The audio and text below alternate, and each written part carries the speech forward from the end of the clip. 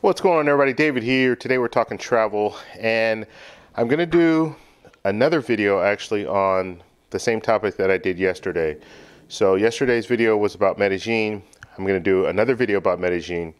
The video yesterday, the audio was just it was terrible. So I'm going to do another one, but I'm also going to add in there the United Mileage Plus or the United Explorer card. So we'll do that. We'll have that card. We'll talk about that card first. And then I'll show you about how to look for flights if you're going to purchase a flight. Then at the very end of this video, we'll go into how you can use points. So I'll go into my United account and show you exactly how you can use points to travel to Medellin. And so I think it should be pretty informative. We'll just call yesterday a dry run because now I have more information. So I can put more information out there for you guys. So that should help as well. How you doing, Clifton? So that's what we're going to do today, and we'll get started real quick. Now, if you come into the chat, how you doing, Seven? If you come into the chat, just let me know that you're in here, and if you can let me know where you're coming from, that would be great as well. And then we'll get started really in a few, probably about 2 minutes. We'll get started, but everything should be going okay. If you hear the audio and it's not good, let me know. Please let me know. How you doing, Jeremy? Please let me know, because that just frustrated me yesterday that I talked for 2 hours and the sound. There's one thing. Video, I'm okay with video. If video isn't perfect, that's okay. Most people they'll sit through it. But if the audio is like peaking, and that's what I was doing when I was talking yesterday. The audio was peaking. It was going way too high, and it was sounding like I was talking through a can. Like, you remember back in the day when you used to have, well, I don't know. I'm dating myself, but back in the day we used to have, you can have two cans and have the string in the middle, and then you can talk and someone can hear you from the other side. That's what it sounded, to me, that's what it sounded like. So it was just really frustrating. Okay, so let's see who's in the chat here. Ricky, how you doing? Daniel, how you doing? Is it Delcy? How you doing? Okay, so that's what we'll do. We'll talk about the Explorer card first, and that's a great card. It's actually, I will be getting it probably very shortly. I'm doing a minimum spin on another card, and then as soon as I'm done with that, then I'll jump in and I'll get that card as well. Because this is definitely a good card. So we'll go over it. We'll look at some of the perks of the card, and then for those of you just coming in, I'll kind of repeat myself, but we'll go over the card, and then we'll look at some of the flights and stuff to Medellin and how much they cost, and then we will come back to points at the very end, and then I'll show you how to use your points to get to Medellin, Colombia for not a lot of money. Okay, so we can go ahead and get started here. Let's see, and I will do questions. So I'll go like halfway through, and then I'll look at some of the questions. If you guys have questions, you can go and post them now, and then we'll get back to those and we'll answer some questions. If you guys help each other out, that's perfect too. I know there are a lot of people on here that have a lot of knowledge when it comes to travel, so they can definitely help you. So if you do have questions and you see I'm not answering it, some other people might be answering it for you as well. So, all right. So let's take a look at this card. So this is your United Explorer card, and this is a Chase card. So just so you know, if you're in the Chase ecosystem, so if you have the Chase Sapphire Reserve, Chase Sapphire Preferred, if you have the Chase Freedom cards, you're going to need the Chase Sapphire Preferred, Chase Sapphire Reserve, or the Chase Inc. The business card. You'll need one of those in order to utilize or use the Ultimate Reward points. But if you're in that Chase ecosystem, you can transfer your points directly over to United. United is a partner, so you don't necessarily need this card, but there's certain things that this card provides that you would benefit from having the card if you're going to fly on United. So, all right, let's take a look here. So the first thing you see here, 65,000 bonus miles. Now what they're doing here, and I see a lot of cards starting to do this. Or some cards have been doing it for a little bit, but what they're doing is you can earn, in the small print down here, earn 4,000 bonus miles. That's after spending $2,000 on purchases in the first 3 months. So in the first 3 months, if you spend $2,000, you'll get the 40,000 points.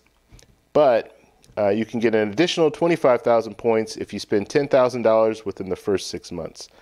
So they're really pushing you for that 6-month period now. It used to just be 3 months and then you hit the bonus, but now they want to push you, get you in there for 6 months, and then you can get an additional 25,000 points.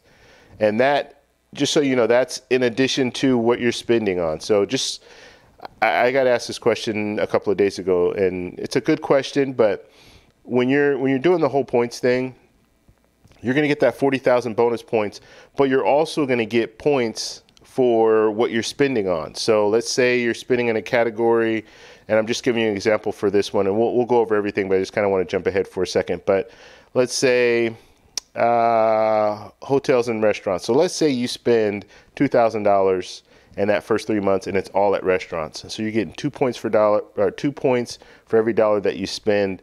You hit that 2,000. So you're going to get those points in addition to the 40,000 bonus points, because you hit that bonus. You're also going to get points just for using the card. So you'll get 2 points for every dollar. So what is that? 4,000 points that you'll get. So 4,000 plus the 40,000 is what I'm trying to say. All right, so that's the bonus there. That's not too bad.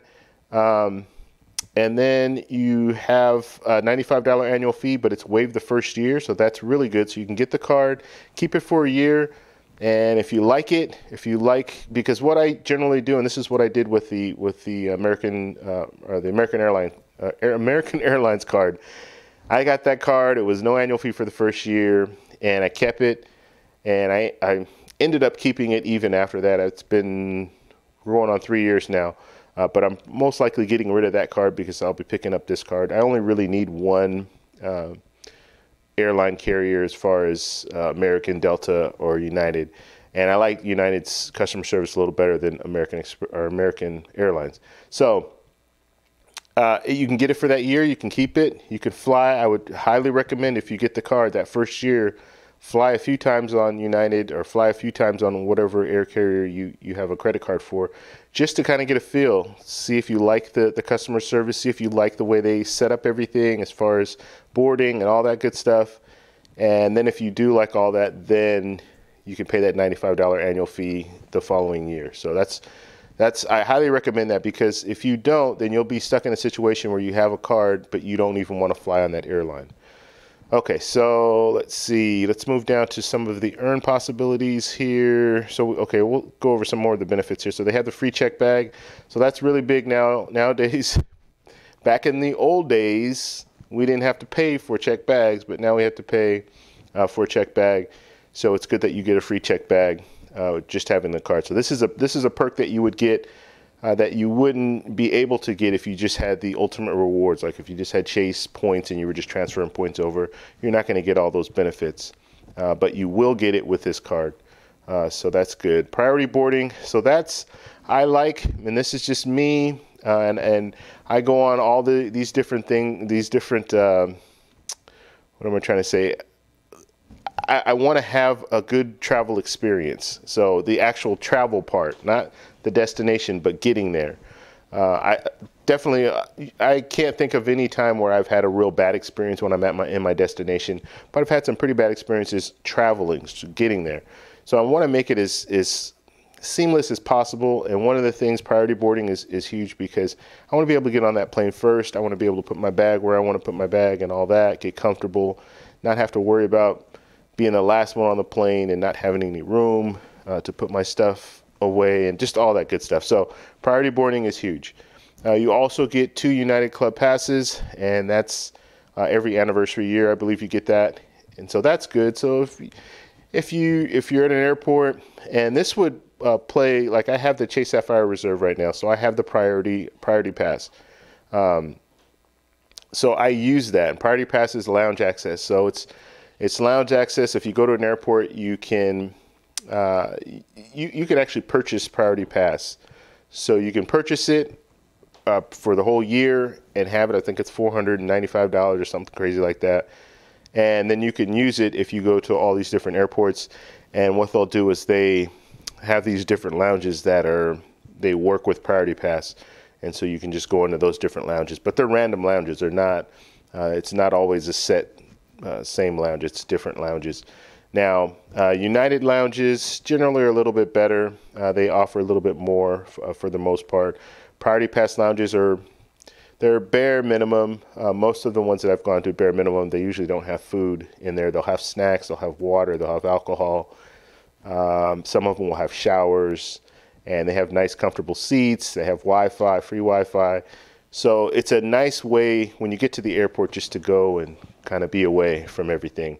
So United 2 passes is great. And like I said, I would use this in a situation where I couldn't get into a Priority Pass lounge, because they do close them off sometimes if there's too many people in there.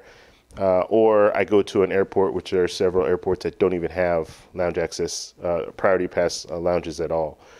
So very few, but there are a few airports that don't have them. All right. Let's see. And then you get the global entry. So you get the $100 for global entry or TSA pre-check. Now, I will tell you this, and I know I say this over and over and over again, but it's very important that if you're considering getting TSA pre-check, don't do it, get global entry. So get global entry instead, because if you get global entry, it will cost you $100. TSA pre-check costs you $85. But if you get global entry, you also get TSA pre-check. So, and I'll go over real quickly, if you guys don't know, global entry is basically for when you're re-entering the country. So you've gone to another country, you're on your way back, you're going through customs. That's where global entry comes into play. And you just when you come back in, you go to a separate line, you go to these kiosks, you put your passport down on the kiosk, you put your fingerprints down there, you answer like 6 questions. And they spit out a ticket. They take a picture of you, and they spit out a little ticket to you. You walk that ticket over to customs, and that's it. It's that easy. I mean, it's the quickest. It's the quickest thing you're ever going to experience as far as being in an airport. And there's generally no line or anything like that. Like there are a few, maybe 5 or 6 people total that get off the plane that have global entry. There's very few people. So that's what global entry is. Now, TSA pre-check, now you get TSA pre-check when you get global entry. So TSA pre-check is for traveling within the U.S. So you have a separate line. So if I go to an airport, there's a TSA pre-check line. I can go through that line. I don't have to take off my shoes. I don't have to take out my computer. I don't have to take out my camera gear. It streamlines everything. It's a lot faster. So my recommendation, get global entry. That way you get both. And you can experience that. Now, just be aware, if you have global entry, TSA pre-check, it's not going to work when you're in another country. So if I'm in Colombia and I'm going through their checkpoint and all that, TSA pre-check means nothing. Global entry means nothing to them. So just be aware of that. Certain places where you go, like Aruba is a good place. If I go to Aruba and I go to that airport, U.S. Customs is actually at the airport. So even though it's in a different country, U.S. Customs is there. So I can use global entry when I'm there, because that's where they do customs, U.S. Customs there. And then when I fly in, I don't have to go through customs again. So that's pretty good. All right, let's look. So you get 25% back on in-flight Wi-Fi, food and drinks. Okay, so here's the earn possibility here. 2 points for every $1 spent at restaurants and hotel accommodations. So it's like Chase Sapphire preferred kind of level. It's not great, but it does get you a little bit back. This card, for me, this card is a card that I would mainly use when I'm traveling. So for the free bag, the passes, and then every 5 years is the global entry. So that's the main reason that I would use this card. It's not my everyday card. So 2 miles for every $1 spent on United purchases. So if I am purchasing on United, actually, if I use the Chase Sapphire Reserve, I'll get more points. There are other cards out there you can get even more points. So just something to think about. That actually raises a good point. So let's say I have this card, the United card, and I have the Chase Sapphire Reserve card. Which card do you use? I would use the Chase Sapphire Reserve card, because you get 3 points for every $1, as opposed to 2 points for every $1 if I'm booking something on United. Because I'm not too concerned about how many points I have in my United account, because I can always transfer those points from the Ultimate Rewards program over to United. So it doesn't, I don't have to build up all these points in my United account. All right, let's see. 1 mile for $1. Okay, so 1 point for every dollar spent on all other purchases. And miles don't expire as long as you have your account open. No blackout dates. Now, the blackout dates, and I don't know exactly what they're saying here, because when you do look, I believe they do have reward seat availability. It's not all the seats that they have on the plane that are available. They might have changed that. And I actually do remember seeing some of the bonuses or some of the points, like if you just you want to use points to redeem a ticket, some of those points are outrageous. So that might be what they're saying. Yeah, there's no blackout dates, but who's going to pay 50,000 bonus points to fly economy to Colombia? Like, who? You really shouldn't. You should be able to get it. And this is, I'm sorry, it's not round trip. This was one way. 50,000 points one way. So 100,000 points for a round trip ticket to Colombia. Not too many people are they shouldn't use those points that way. They should try to find some kind of flexibility, or find some way to do it for less. But that's, I mean, we're talking like first class, business class level, and this is for an economy seat. So that's probably what they're saying. There are no blackout dates, but they just hike those prices up, or the point value up, so it just doesn't even make sense. Okay, so moving down. Okay, so we talked about everything except the no foreign transaction fees. So if you are in another country, at a restaurant, you can use this card, but you're getting 2 points per dollar. If you have another card that's stronger, I would highly recommend using that one. So that's pretty much it. I just wanted to go over that, and then we're going to go into some of the Colombia stuff, some of the Medellin stuff, and then at the very end, I will actually go into my account and I'll show you how you can book a flight and how many points you'll need to book that flight. So, and then how much it will cost, because you have to understand, even though you're using points, you still have to pay taxes and fuel. They will tack that on to your flight. And if it's out of the country, in certain situations, if it's out of the country, it's a little bit more. If you're within the U.S., I think the rule is it's like $22 or something like that. That's what you have to pay, and then you can use your points. So taxes and fuel is really not that expensive out here in the U.S. Okay, so let's move on. And so the first thing that I do when I'm traveling, and this is good if you don't know where you're going. So there are a lot of situations where, and I'm actually in that situation right now. I don't even know. I want to go to Colombia. I would like to go to Colombia in March, but I'm also thinking about going to some other places. I've been to Colombia already, so I might branch out and go to some other places, but I have no idea where I want to go.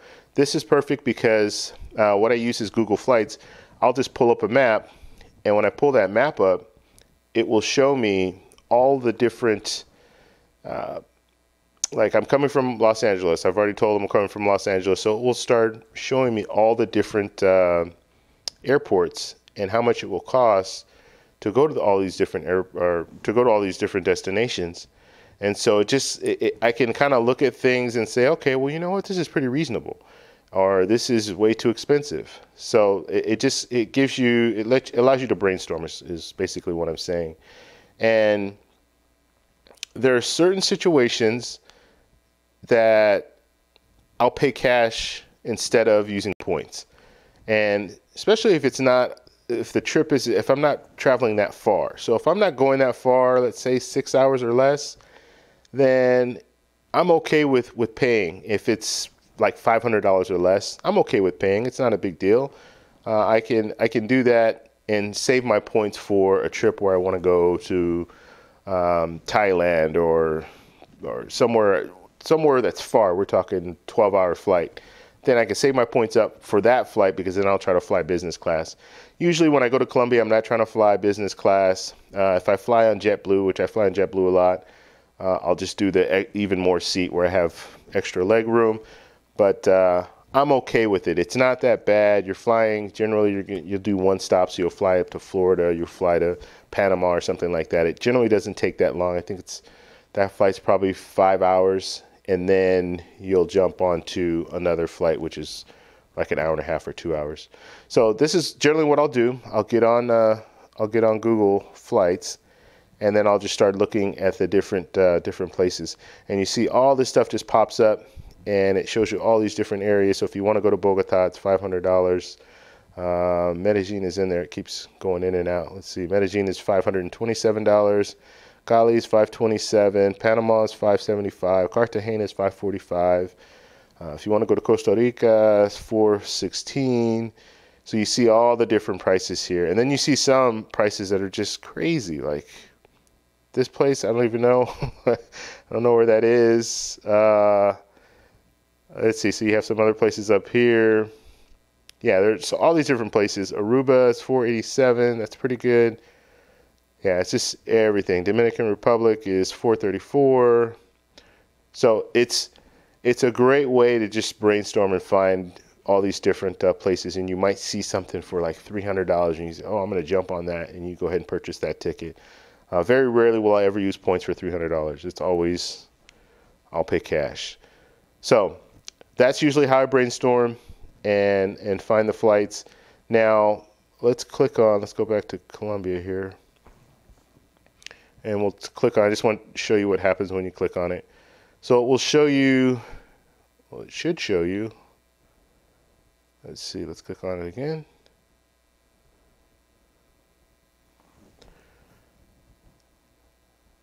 Okay, this site is really finicky right now.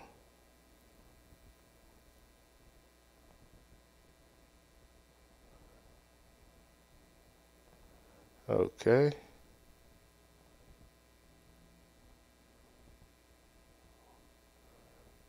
All right, let me refresh it. Funny thing is, this happened yesterday, so it is this site is very finicky. It's taking a long time to load. Part of the reason is it might be because I have all these different browsers open, so it's just struggling a little bit. But I just want to show you, they will actually show you all the different airlines that are traveling to wherever you want to go. So it's saying connecting here. Let's click it again. There it goes. Okay, so it shows you the top three here: Avianca, Copa. So these are the prices for that for here. Now you hit view flights, and then it will take you into right here where it will show you all the different flights. Now, and you see on here Aeromexico, and this is the same as yesterday. Aeromexico showing $433. Now be aware of this. It's 13 hours, so there's going to be a long layover there. So just be aware of that. So that one stop in Mexico is going to be 5 hours. You'll be in Mexico for 5 hours. So just the little things you need to look at. Now, I'm okay with doing long layovers. I don't have an issue with that. If it's a real long layover, I'll just go rent a hotel and get some sleep, go eat, get some sleep, and then come back to the airport. I'm not opposed to that. Like if it's a situation like that and I can use points or save money, I'll do it as long as it makes sense. So in this situation, if I were to stay, let's say, well, this isn't long enough, but let's say they were going to give me $100 off, and I wanted to spend time in wherever that city was, then I'll do it. It's $100. I can go get a hotel. If there's a Hyatt nearby, I can stay at a Hyatt. I can use some points to stay at a Hyatt, or use a free night, and experience the town. At least I can say I was there, and then get back to the airport and then fly home if that's the situation. But yeah, be aware of that. Now the Avianca, that one is just a 1 hour layover, and then there's your layout there, $527. So they'll just show you everything here. So it's really nice. Spirit Airlines, wow, Spirit Airlines, $629. That's more than wow, that's more than JetBlue. And you got to be careful about this stuff, because you see on here it says that you can't bring a carry-on bag. So it says the price for the flight does not include overhead bin access. So you have to pay extra for carry-on on this flight on Spirit Airlines. So you really have to watch it, because then when you get on there, I don't even know how much they charge. I've never flown on Spirit. I never plan to fly on Spirit, but yeah, you just have to be aware of that, because then you have JetBlue here, you have Delta, you have Copa, United and Copa are partners.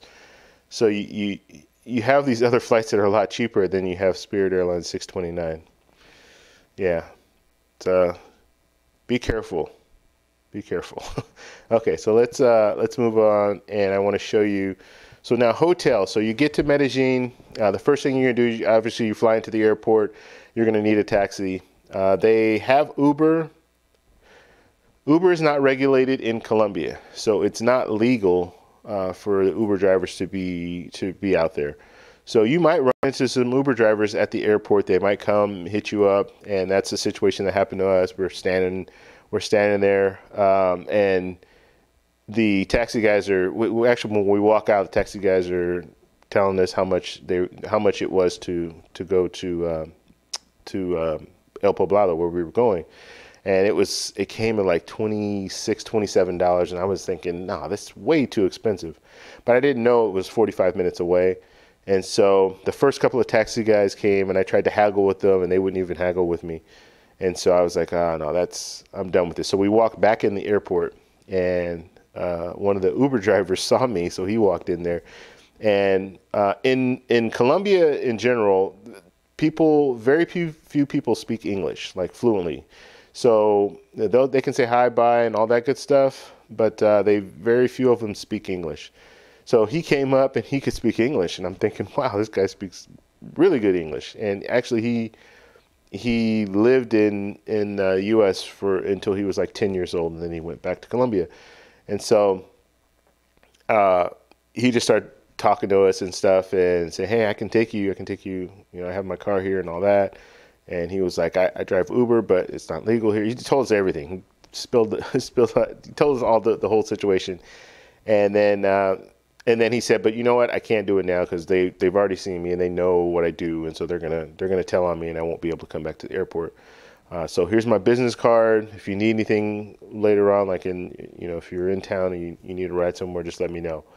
And so we got his card, and then he told us that the taxis, it's pretty standard. It's like $27, $26. That's how much it costs. And so we did take a cab. So the cab to El Poblado is going to be around that. I would say if they tell you it's between $22 and $27, somewhere around there. So just be prepared for that. Now, once you get to your destination, and I recommend staying in El Poblado. And El Poblado is kind of the epicenter of Medellin. That's where the nightlife is. That's where the nice restaurants are. And there are nice restaurants all over, but that's where they have a lot of restaurants, a lot of activity there. So if you want to go have a good time and you want to do kind of the party scene and all that, and go into the salsa dancing and the clubs and all that stuff, then you're probably going to want to go to or stay in El Poblado. If this is your first time to Medellin, you probably want to stay in El Poblado, because you'll learn a lot just being in that area, and you can walk to a lot of different places. You don't have to take a cab to all the different places where you want to go. So I just pulled up here all the different little hotels that are in this area. Now, and this is just Google Maps, and you just go over to hotels. It'll say like attractions or something like that. You go to hotels, and they'll show you all the different hotels. This is for February 1st. Why don't we change that date to the same date so we can see? So March 8th and leave on March 15th. Okay. So let's see. So you see all the different hotels here. And if you can see, and I hope this is big enough for you to see, but I'll tell you where we stayed. So we stayed, they don't have, it's an Airbnb. That's where we stayed. And they're not even offering it as an Airbnb anymore. I don't know why, but we stayed right here. Parque Yedes. This is Parque Yedes. This is like the park where all the it's 360 clubs all over, bars, clubs, restaurants, all that. So that's like you have to go to Parque Yedes just to experience it. It's pretty fun. If you go like on a Thursday, between Thursday and Sunday, you'll have a good time. And there are people out there partying and everything. So we stayed about 2 blocks away. We were up here, and so we just walked down to Parque Yedes, and we went down there a couple of times. We kind of went in and out of bars. We didn't really like stay for any period of time. I just wanted to kind of get the feel and just kind of see what was going on there. But our schedule, we were pretty tired when it got dark. We were pretty tired because we had been out all day. And what we did is we had a guide That same guy, the Uber driver, we hit him up that same night, and he took us out to I think we just went to a restaurant that night. But the good thing about having someone, and Uber drivers are great. So if you and I always tell people this, if you get an Uber, or even if you get a taxi, like in Thailand, you have a lot of taxis that aren't like meter taxis. They're kind of they do their own thing kind of thing. Or Grab. Grab is big in Thailand as well. It's like Uber, where you can order up a ride. Sit in the front seat, chat with them. If you think, oh, you know what, there's pretty good rapport. This guy speaks English. He understands. He knows the city. All that stuff. Get his business card. They'll all have business cards. Trust me, they all try to do stuff like contract stuff because it works for them. Like it works for them in the sense that they don't have to go to the airport. Like this guy that gave us his business card in Medellin at the airport, now he's got us for the next 5 days. He doesn't have to go to the airport and try to hustle to get a ride. And there's so many different taxi drivers there, and he's trying to duck and dodge because he's riding Uber and he's not supposed to be doing that and all this. He's got us for 5 days. We're paying him $100 a day. He's taking us all over the place, and it's easy for him, or easier for him, to do it that way. He knows he's gonna be getting $100 a day as opposed to trying to hustle to find work. So that's what he was doing. He was just taking us around every day. So every day we get up, and it's fun. It's funny, and we started joking with him after a while, but. Like he was always late, but he was a good person. So, you know, we let it slide, and we're on vacation, so it's not like we're stressed out about, oh, we got to be here. And I heard, and he was telling us this too, like in Medellin, everything it's more laid back than it is like in the U.S. We expect you to be on time. If you're late,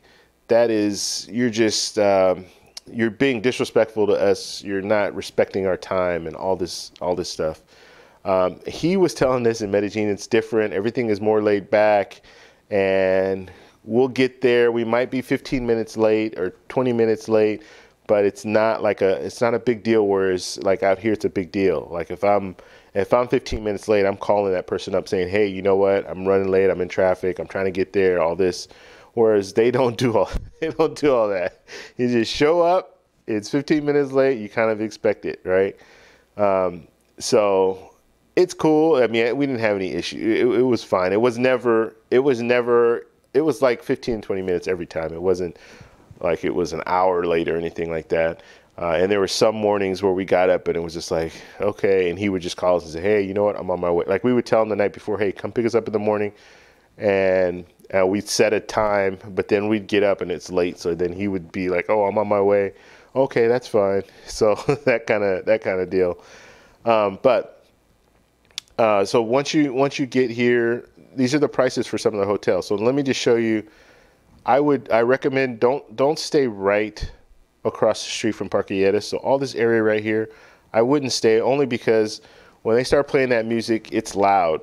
And if you are in a situation where you just want to relax and go to sleep, and it happens to be before 2 a.m., then you might want to be a little bit away. Like we were, 2 blocks away. So we're up here. Parquilletas is down here.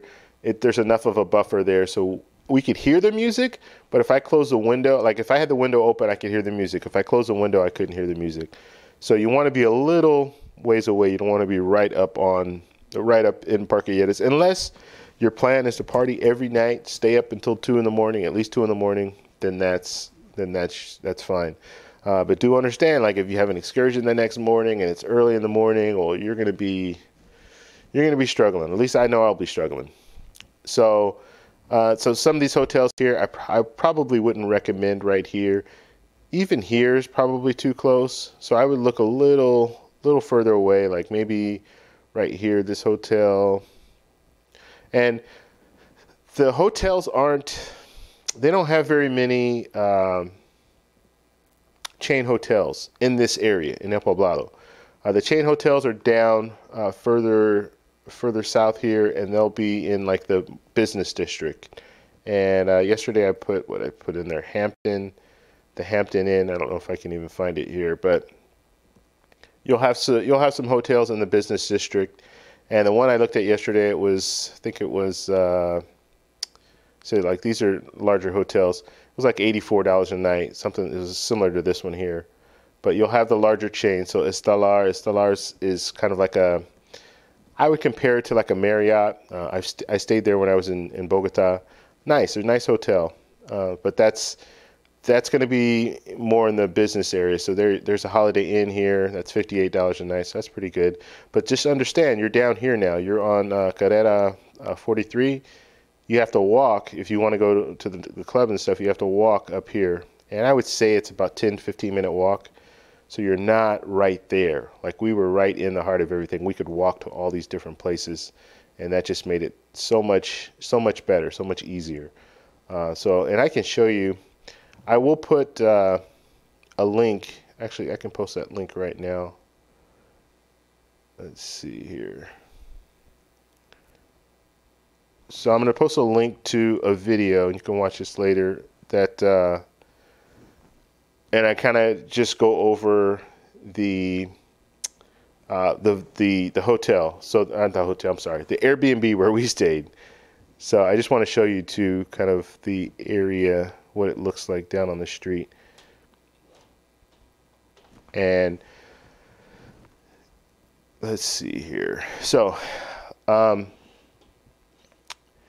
this is Carrera 40 and Calle 10. Okay, so this is a dead-end street. So that's nice, and there's just there's like a river that runs behind there. It's really nice. Like when you go there, there's a lot. It's green everywhere. It rains a lot. When we were there in May, and that's kind of their rainy season. So it did rain well, it rained the first 3 days that we were there, but it doesn't rain all day. So it'll rain like, I would say it would rain maybe an hour to 2 hours, and then the sky would clear up and it would be a nice day for the rest of the day. And generally you're looking, the temperature out there is wonderful. It's like 75 degrees all year round. It's like the land of eternal spring is what they call Medellin. So the weather's perfect, and you don't have a lot of humidity or anything like that.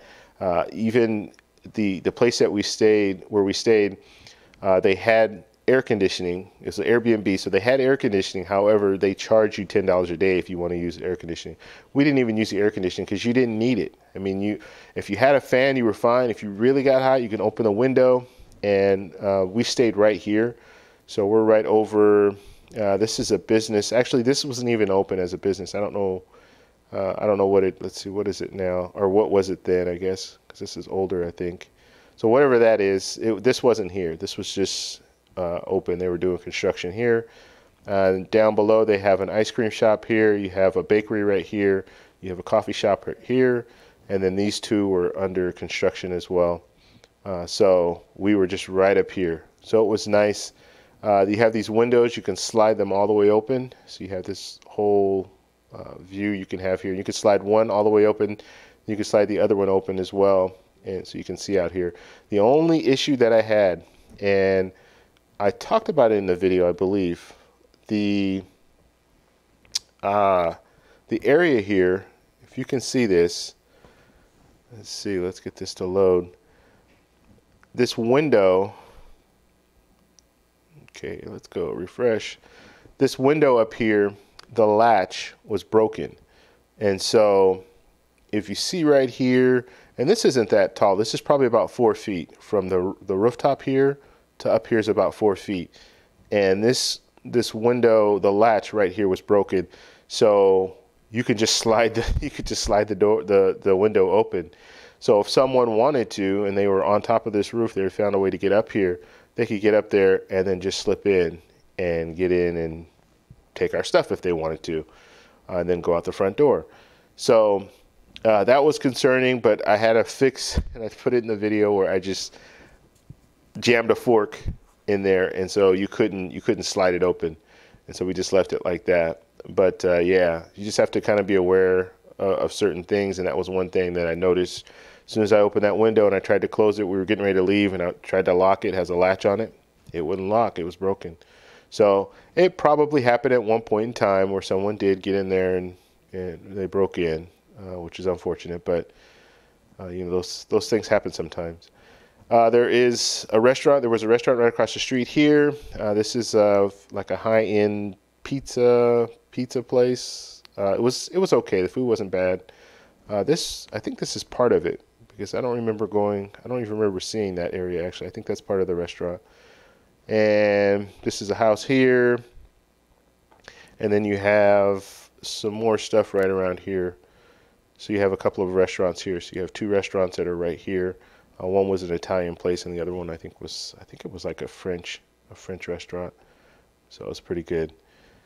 And so that was pretty much the area where we were. But you can see, like, you just walk right out. You're at a major street, and these are all the taxis and everything. If you ever need a taxi, they're right there. Just come to the corner here.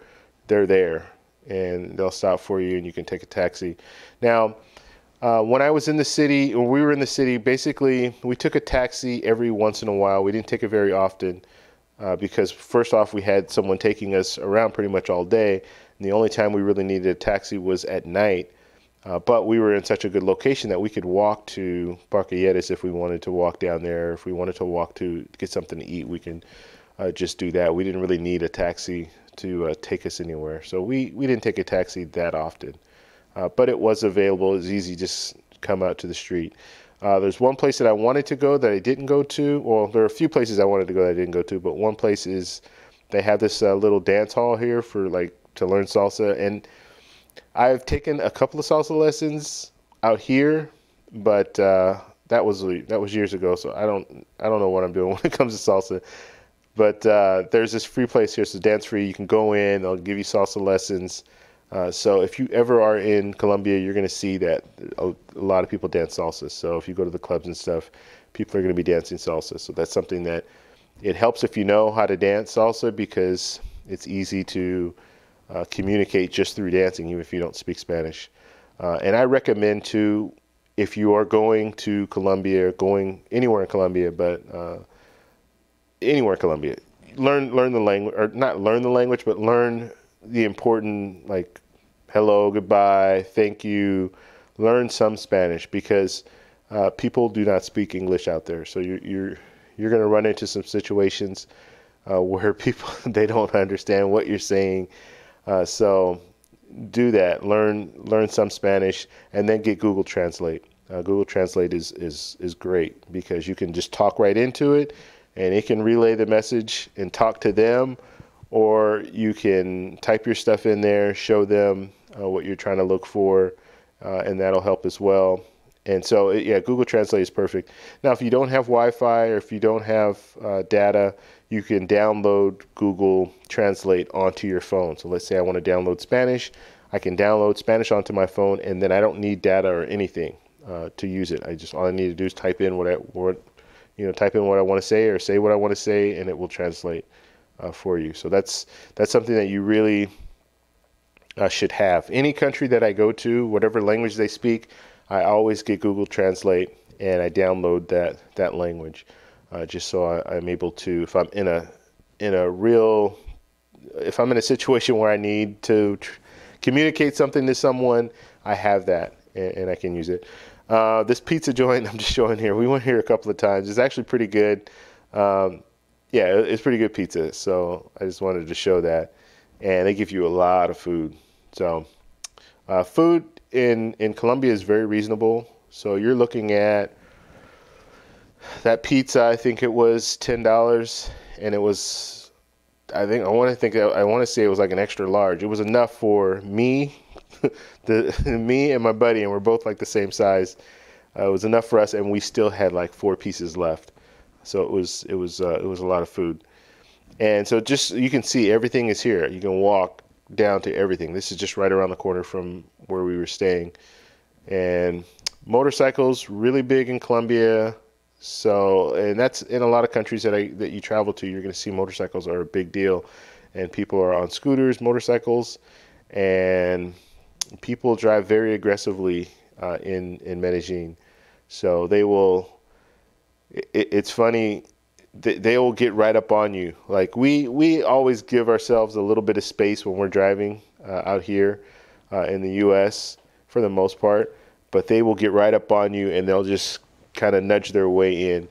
I personally wouldn't recommend renting a car in Colombia, but I, that's just me. I don't like driving. When I go on vacation, I don't like to drive everywhere.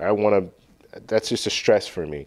And if you're in a different country, you don't know how to get to these different places. You can use your Google Maps. Another thing too is you can use Google Maps. You can download Google Maps onto your phone as well. So if I'm in, let's say I'm in Medellin, I can download an area around Medellin. And so even if I don't have Wi-Fi or data, I can still use Google. I can use the drive-by or turn-by-turn directions and all that.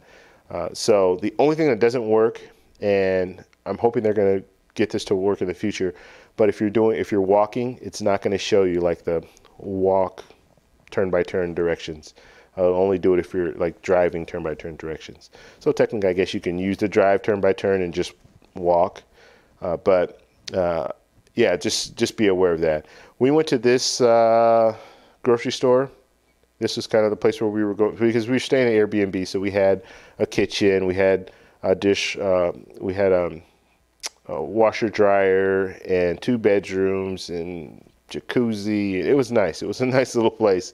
I mean, it was just 2 guys, so it's not we weren't looking for like the luxury, but it had everything that we needed. And the washer dryer is huge when it comes to that. Now, if I'm in a situation where I'm staying in an Airbnb, it has to have a washer dryer because it saves you so much.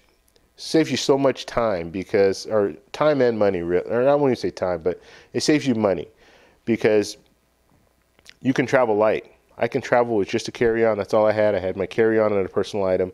I had 5 days worth of clothes. We stayed for 5 days, 6 days, I think.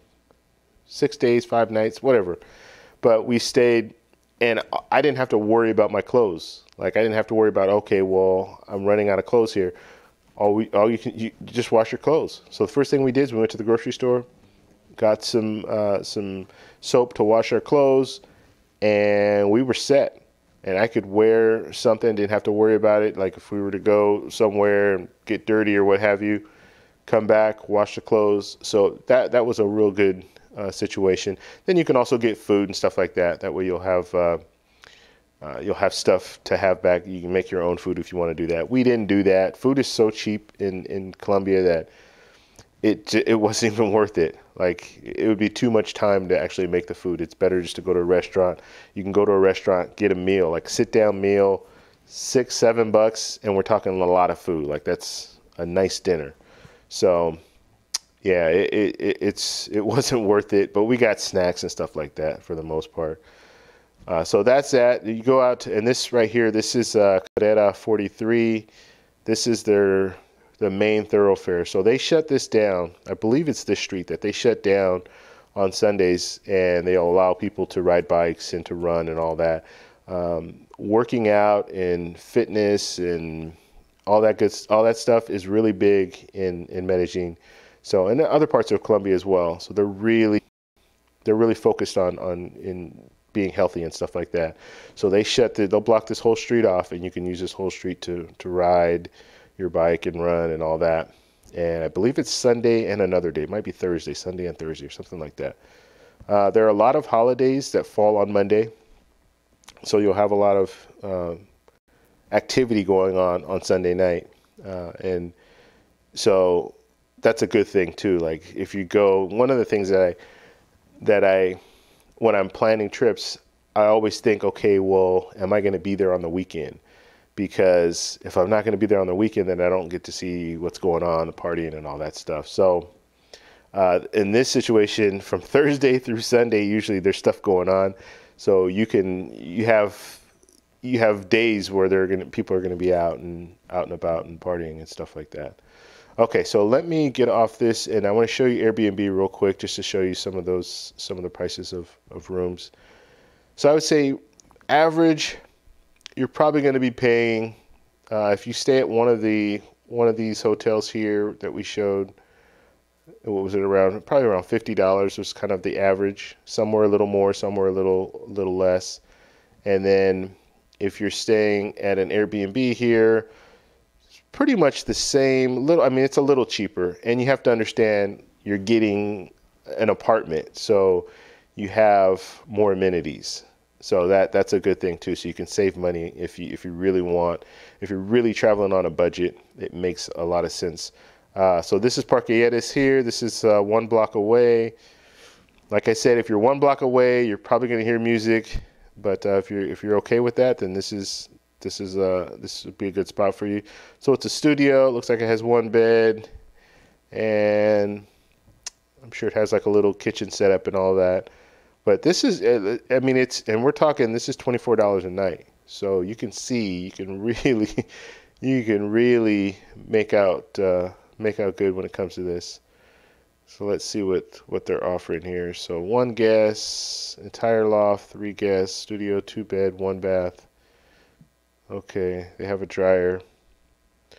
So that's nice. So you see the setup, and it's not bad. And you have your little area here. Looks like you have a little fridge there. So that's not bad. So $24 a night. You can't beat that. That's an amazing price. And then they have some other ones that are a little more expensive. $41 a night here. And these are all areas where I would consider. I would have to look more into, let's see, I think I put 7 days in there. So your total would be $343. That's total for 7 days. $41 a night, free cancellation. Free cancellation is big for me. That's something that I look for. I want to make sure that if anything goes wrong, I'm able to cancel the room. Or worst case scenario, if I only have to pay 1 night, then that's okay if it's like an emergency situation, as opposed to having to pay the whole $300. So this is nice. This looks a little more not my style, but yeah, it's nice. It's a place to sleep, so I'd be fine with that. So yeah, there's some real good places to stay. Airbnb I recommend only because you don't have any big chain hotels that are right in this Parque Lleras area. So if you want to stay around here, then you're probably going to have to go with an Airbnb, or stay with like a smaller, like a hostel. They have some hostels out there. I'm not really big on hostels. I want to have my own space, my own room. I don't want to share. I don't want to have bunk beds and all that good stuff. I'm not looking for the cheapest place to stay. I'll pay a little bit just to have some privacy. So yeah, I'm not gonna do the hostels. But there are a lot of hostels that are in this area in Parque Lleras. Let's just look at this last one here, and then we'll move on. So exclusive apartment, El Poblado, $55 a night. So your total is $471. So that's not bad. And you have to understand too, I think they're tacking on the cleaning fee. Usually they have a cleaning fee, so I'm sure they're tacking that onto it as well. But you see they have Wi-Fi, and I would check Wi-Fi. Make sure that they have Wi-Fi if that's something that you're really interested in. And let's see here. So yeah, that looks pretty good. That looks pretty modern. So if you're a person that likes to cook and you want to cook when you're out there, that's perfect, because you get there, you can go to the store, get some food, and you can cook. Our plan, and it didn't work out this way, but our plan was to make breakfast every morning. Yeah, that never happened. So we'd get up just enough time to see when our friend was coming in, our Uber driver was coming to pick us up, and then we were on our way. All right, so I'm gonna take a few minutes, look at some of the questions here, some of the stuff that people are saying in the chat. So if you have any questions, now's a good time to put your questions down, and then we'll go back and we'll look at some more stuff when it comes to travel to Medellin. Okay. Witcher Works, what's up? Anthony, what's up? Okay. Dilsey, well, you pronounced my name correctly. I'm impressed. Okay, well, I think that's how I'm saying it. Well, I guess I am saying it good or correctly. Let's see. Daniel, do you like the tier sign up bonus on this card. It's a lot. It's a lot to spend for 6 months. Period. $40,000 over 25,000 requires a lot of spend. Yeah, and that is interesting, Daniel, that you said that, because it is a lot. Like that jump. So you spend $2,000 to get the 40,000 points, and then you have in the total like 6 months they want you to spend $10,000. That is a big jump. I've seen that tier thing before, but usually it's like double. So what card comes to mind? I can't think of the card right now, but there's a card where you spend, I think it's $3,000 within the first 3 months, and you'll get 40,000 points. And then if you spend another $3,000 if you spend a total of $6,000 in that whole period, then you'll get an additional 25,000 points or whatever, 15,000, whatever it is. I can't remember exactly. Or maybe it's 20,000. So 40,000, 20,000. So yeah, I think it's 40,000, and then you'll get the additional 20,000 if you spend an additional 3,000. So all you have to spend in total is 6,000, where this one's like 10,000.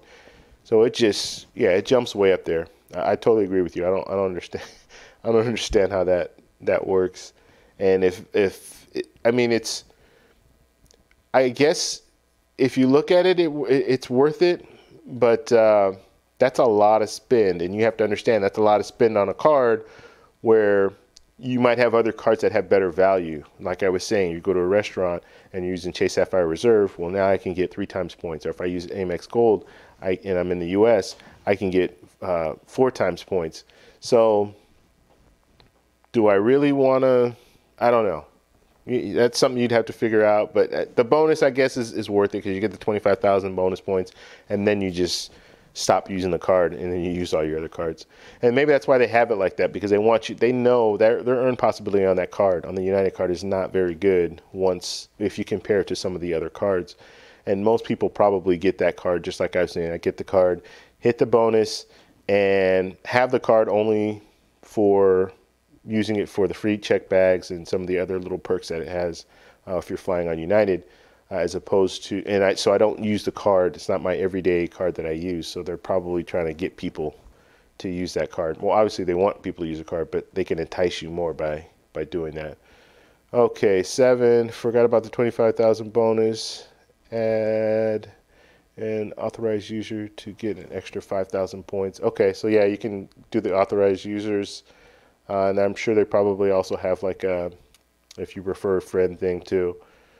Let's see here.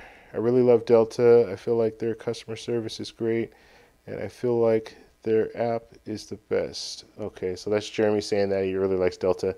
I don't know anything about Delta. That's funny. I've never flown on Delta. I might have flown a Delta, but it was like a long time ago. 2008, I think. I flew on Delta when I came back from Washington, D.C. And I mean, there was nothing memorable, so it was probably a decent experience, customer service wise and all. So, but lately, I would say since then I haven't flown Delta. So I've heard mixed reviews. Some people have issues with Delta. I think we all just like to complain about something. And I think when it comes to American Airlines, and it comes to United, it comes to Delta, everyone has their different viewpoints, and they think, oh, this is better than that, this is better than that. So, yeah, to each his own. But definitely, you need to find the airline that you're comfortable with flying on. And then the way that I look at it is this. So right now, I like United. So I would prefer to fly with United. It works with my Chase ecosystem, and so it also works with the travel partners that they go to certain destinations where I want to go.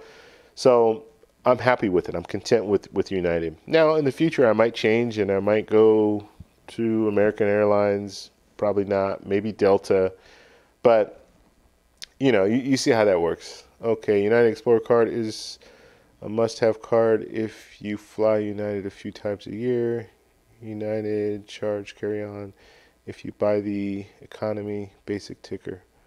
Okay, yeah. So yeah, they do have our basic ticket. Now I have, just so you guys know, let me move this around.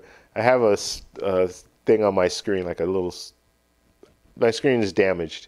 So it shows it cuts off stuff. So that's what it was doing, was cutting off the ticket, and it looked like ticker. Okay, yeah. So if you do buy the economy basic ticket with United, you will have to pay for a bag, like a carry-on bag.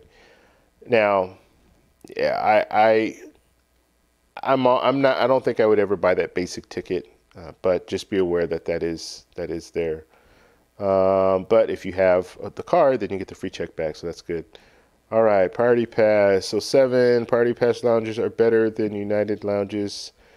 Um, yeah, I don't know. Well, I haven't been in United lounges, but or I might have. No, I think I was in one United lounge, and it was fine. But Priority Pass, the thing about Priority Pass, you don't know what you're getting. So you can go to a lounge and it's great, and then you go to another airport and you go to their lounge and it's not great, not even close to, not even good. So you don't really know what you're getting, and that's my issue with Priority Pass. Plus, there's certain situations where you'll go and it's frustrating. I go to LAX all the time, and there are certain lounges that will not allow you access in. If it's busy and there are people in there, they're not going to let you in, and so you walk all the way down there, and then you find out, oh, we're not accepting Priority Pass customers. It's like, ugh. So you can be in situations where you go and you can't even get into the lounge. So that gets a little frustrating, and it's happened to me several times. Even when the last time I flew to Colombia, I had a layover in Panama, and I was all excited, like, okay, get my layover, I'm fine, I can go to the lounge, and this is a nice size lounge. Get to the lounge, get in the lounge, and there's nowhere to sit. And we're talking, this is probably one of the bigger lounges that I've been in, and there's just nowhere to sit. And so I had to go. I walked around, got Wi-Fi. Just wanted to kind of connect to see if I had any emails or texts and all that stuff. So I did that. Went and got a few snacks, and that's all they had was snacks. There was no food or anything like that. But there's just nowhere to sit, so it was just frustrating. So I had to leave. So I go in there, nowhere to sit, get my little snacks, get Wi-Fi, and then leave. And go back to the terminal where there's room to sit. So yeah, that's kind of frustrating. All right, 7. You can talk about the process of getting the global entry. Okay, and I did a video about that, and I can find that for you guys. I'll post a link so you guys can check it out. Global entry, and it's relatively simple. And I'll talk a little bit about it, and then you guys can check out the video just for more detail. Let me find it real quick. Yeah, it's not that hard. You get online and you apply, and when you apply, they will you have to pay. So they will process your application, and then they'll send you information. Or I think you have to actually, I can't remember if they sent me an email or not, or they told you come back in like 2 weeks or 3 weeks or whatever. Come back to the website to see if your application has been processed. So once your application is processed, then you have to set up a date to go down to meet with the Customs and Border Protection. Let's see. All right, let me pull this video up. Or no, I'm not going to pull the video. I'm just going to get the link. But yeah, so that's pretty much it. You go down there. In my situation, I live in Southern California, so the areas, the places are the places where I needed to go to do the interview, they weren't accepting people. It was like it was going to take me a couple of months in order to get an appointment. And so what I did is I looked at all the areas around, and I went to San Diego. So San Diego is probably about an hour and a half from where I live. And so that's what I did. I went down there. It was worth it for me because I could set up the point. I set up the appointment on Friday. I called in on Friday, and I was able to get the appointment set up for that Monday. And so that's what I did. Went down there, went all the way down to the border, and they have the customs office there. Went in there. It was pretty flawless. All you do is you walk in, you sign in, you sit down, and then they call you up, and you'll have a customs agent that will just ask you a few questions. You ever been convicted of a felony, that kind of stuff. They're going to do a background on you anyway to find that information out. And then that was pretty much it. Smile for the camera, took my picture, told me this is what you'll be getting. like showed me the actual card, because they give you a card, like a global entry card. So, and it's great because it's another form of ID. So you have another government issued ID. So, so you go to certain places, you need another government. You need like 2 forms of ID. So you'll have another form of ID. So that's good. Here, let me put this link up in the chat so you guys can take a look at the video later. Let's see. So that's it. It wasn't hard at all. Like it's easy to do, and I mean, like I said, I can't say this enough. It's worth it. If you are traveling out of the country, inside the country, get global entry. So you have TSA pre-check if you're traveling in the country, inside the country. If you're outside the country, you have global entry. So when you come back, you don't have to worry about, and you don't even have to fill, when you're flying back in and you have to fill out that declaration paperwork, you don't have to fill that out, because when you go to the kiosk, they're going to ask you some of the same questions. And so you don't have to fill that paperwork out. You don't have to have it, hold on to it and all that. You don't have to do any of that. Now, when you're flying to another country, yes, you have to fill it out. So if I'm flying to Colombia, when they give me that little declaration paperwork, I have to fill that out. But when I'm coming back to the US, I don't have to worry about it. And I'm telling you, it's so worth it. It will, you'll thank me for it after you get it. Even though it's $100, you'll still thank me for it. Let's see. Okay. Wait, I can't read that whole thing here. Target card consider. I don't know about, who is this? Eden? He's asking about the Target card and Toys R Us card. Is that 524? Now, to my knowledge, and I'm not familiar with those cards, but they're looking at pools. So they basically look at credit pools. That's what Chase does. So they'll look on your credit history and they'll see when you were accepted, like when you got approved for different credit cards. So if you get approved for a credit card, that's what triggers that 524. So in most cases, it probably does. It probably will show up. I'm not for sure, so you'd have to do a little research to find that information out. But that's what they're looking for. But it doesn't hurt to try, right? Get on there, try to see if you can get the card. If you can't, then you might know why.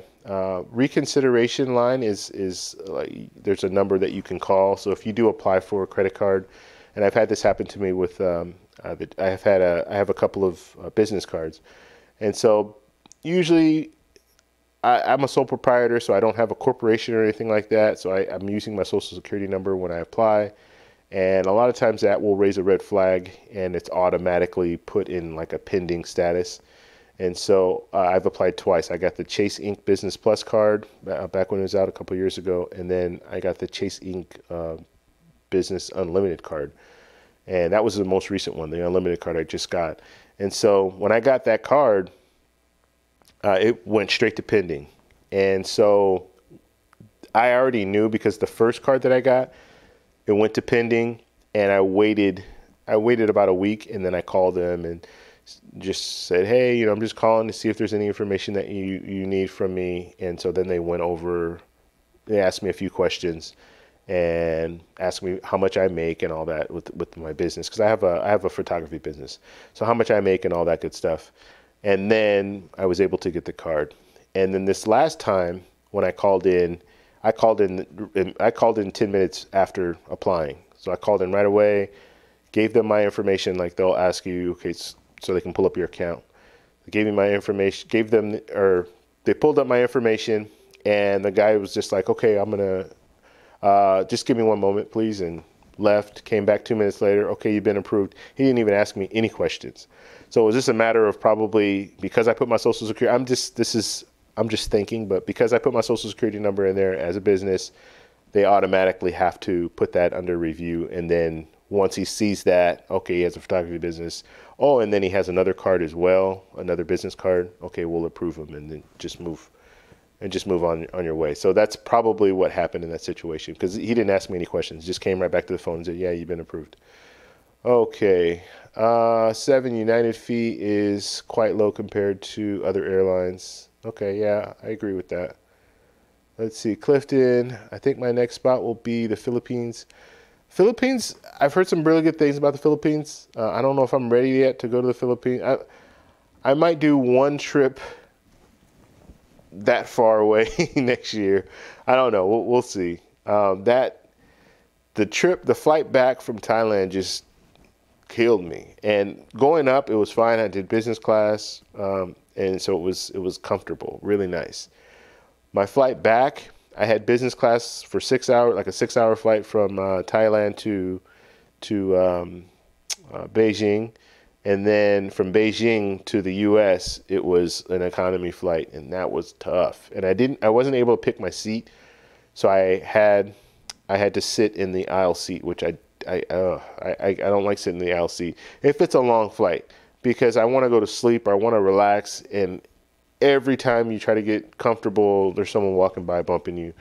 So yeah, it was tough. So I'll have to really, that's where you need to use your points, because those flights are really, you really want to be comfortable. Let's see, I missed the beginning. Where are we going? Okay, so Medellin. So Shane, Medellin is what we're talking about today. Just things, travel in Medellin, basically. And at the very end, I'm going to talk about, actually, right after we do these questions, and I'll go over a few more things, and we're going to talk about the points, and how to use your points to travel to Medellin. Let's see. Okay. Yeah. Okay.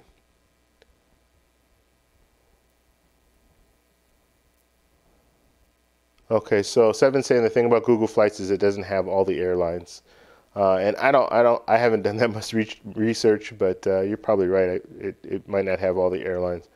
Um, I use it like I try to do as much research as possible, but it's a good go-to when you first start out. Just pull it up just to see, and usually if you find that a certain area, usually the airlines are relatively close within their prices. So if you find that there's certain areas really cheap, like I look at Aruba and it's 400 and whatever, it's $457. Wow, that's pretty reasonable. Now I can start looking at some of the other airlines that go to Aruba, and I might be able to find a deal that way, even if it's not on Google Flights. But it gives me kind of a target, so I can look at, okay, yeah, let me look at that area for whatever reason at this time. Maybe it's low season or something, but it's cheap to fly out there. So the other airlines are going to be competitive with that. And then you get, like we saw on their Spirit Airlines, where they're ridiculously expensive, a lot more than all the other airline carriers, and you can't even bring a carry-on. Yeah, it's crazy. Okay. Okay, so Seven saying Uber is better than taxi since we don't speak Spanish.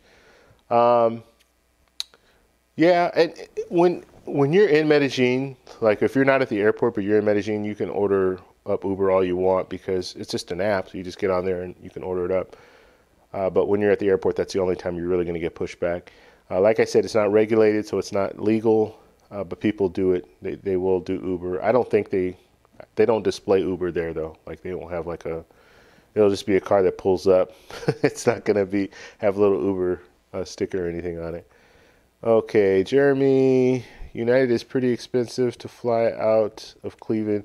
That's a good point Jeremy brings up. So you have to kind of look. Certain airlines might be better for you because they have a hub nearby. So United might not be a good airline for you because it's more expensive because they don't have a hub. If they have a hub nearby, usually you can get some really, really good deals. And so just you have to think about that too. So when you're looking at American Airlines, and I'm just saying that the three majors, there are other airlines out there, JetBlue and God, there's a bunch. Spirit, Frontier, Alaska Airlines. So there are a lot of different airlines, but you want to find where they have a hub. If you're nearby their hub, then you're probably going to want to go with them because you can get better deals. So that's something that you should consider as well. 7, Jerry James Cleveland is not one of the hub cities. Okay, so we just talked about that. Jeremy, do you typically only take a carry-on versus taking a large check bag? Okay, good question, Jeremy. I usually just bring a carry-on. Carry-on, personal item. And now that I'm really working on things as far as like staying at Airbnbs and stuff, it just works. If I'm staying for 5 days, I can just bring a carry-on and I'm fine. And if it's more than that, then that's when I'm looking at, hey, maybe I should try to stay at Airbnb. And usually it's cheaper anyway to stay at Airbnb, so it just makes sense. If I'm traveling alone, depending on where I'm going, I might want to stay in a hotel. Just if I'm not familiar with the area, then I might want to stay in a hotel. Generally, the hotels will be in a safer area, and you'll have different services that are provided for you. Like you can go down and talk to a concierge or even the front desk, and they can kind of help you out with different places to go and all that good stuff. So usually that's kind of my routine. So if I'm staying at a hotel, I can still, like I said, I can still pack. I've packed for 7 days in a small carry-on, international carry-on. So it's a smaller piece of luggage. And so it's all about, one of the things that I use, and I'll talk about this in another video, but I use the little bags, the little cubes. So I roll up my clothes and I stack them in these little cubes. And usually I'll have a cube that is just my pants and my shirts. And then I'll have a cube that's like my underwear and all that stuff and socks. And then I'll have like a little garment bag where I have all my toiletries and all that stuff. And that's how I pack. And I love packing that way because when I get to my destination, I generally don't hang stuff up. Usually I need to iron it anyway because I've already rolled it up. So I usually iron it. But what I'll do is when I get to the destination, I pull out 3 things out of my suitcase, put them in my drawers, put my garment bag not garment bag, but my bag with my toiletries and all that stuff. I'll put that in the bathroom, and I'm unpacked. That's just the way I look at it. And then when I have time, then I can take stuff out, iron stuff, hang some stuff up, that kind of stuff. And then when I start packing my stuff back in there, I'll just pack it back in the cubes, and I'm off. So that's kind of the way. That is the way that I do things now. I don't like. I had a real bad experience when I went to Puerto Rico. This was one of the first trips. Actually, I think it was the first trip that I did. And I took one trip to Colombia 8 years ago, and then the first trip when I started this whole series of the last 2 years was to Puerto Rico. And I had a real bad experience where I had something in my bag, in my carry-on luggage. All my clothes and all that stuff were in there, and I needed to get something out before I got on the plane. And I just needed it because I don't know. I can't remember what it was. But so I open up my carry-on, and all my clothes are just all over the place, and I'm searching through trying to find this thing that I needed, and it's just frustrating. And so now just having those cubes is perfect. I can open my luggage up, pull one cube out, pull another cube out, find what I need, and I'm on my way. All right, let's move through these. Let's see. So yeah, the answer to your question is carry-on, personal item. That's what I carry. So my personal item is going to be my camera bag, and my carry-on is a Delcy suitcase. Those are really good suitcases. The suitcase is really nice. So I would highly recommend looking those up. I did a video on that as well. So if you check my videos, you'll see they have really good customer service. I even had one of my zippers broke, and it was one of these situations where, like I said, I like to be the first one on the plane because I want to be able to put my carry-on in the overhead bins. Well, this is a situation where I wasn't one of the first ones on the plane, and so guess what? They had to take my luggage and put it underneath the plane. So they did that, and when I got my luggage, they ripped off one of the zippers. and so I'm sure it got snagged, and they just pulled it and threw it in with all the other with all the other pieces of luggage. So I contacted them, and it wasn't the actual zipper part that zips up was still on there, but it was just a little handle that got ripped off. And so they sent me out. They sent me out like 10 different. They sent me every handle that's on the suitcase. So if I have any other handles that break off, and when I say handles, it's a little thing that you use to pull the zipper. They sent me all of them. So for free, no questions asked. Thank you for your business. So I'm like, wow, that's good customer service.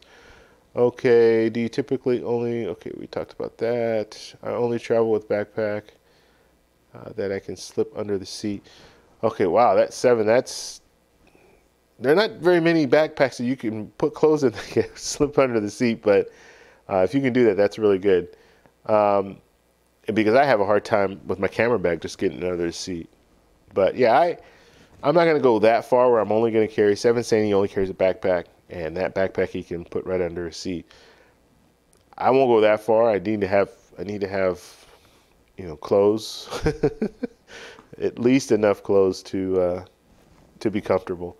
Okay, Altered Illusions, what's going on?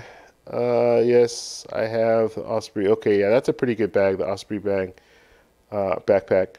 And now I have the Amazon Basics, kind of their version of this bag. I think mine was 40 liter though. I'm not sure. I think it was 40 liter though, if I'm not mistaken. But that bag is a lot cheaper. The Osprey is pretty expensive. So this bag is like $50, Amazon Basic. Check my channel out. There's a review on that bag as well. And I like that bag. Now it's big. And I just took it. I just went to Vegas last weekend. And it's a big bag. You can pack it it's bigger than my international roller, like my luggage. So it's nice though because it's a clamshell, just like the Osprey, where you open it up. So it's a backpack, but it's a clamshell where you open it up kind of like a piece of luggage. You put all your stuff in there, and then you close it back up, and then you can put it on your shoulders and walk. Now it will get heavy if you pack it. Obviously, if you pack it heavy, it's going to be heavy, but you can pack a lot of stuff in there. I took it to where did I go?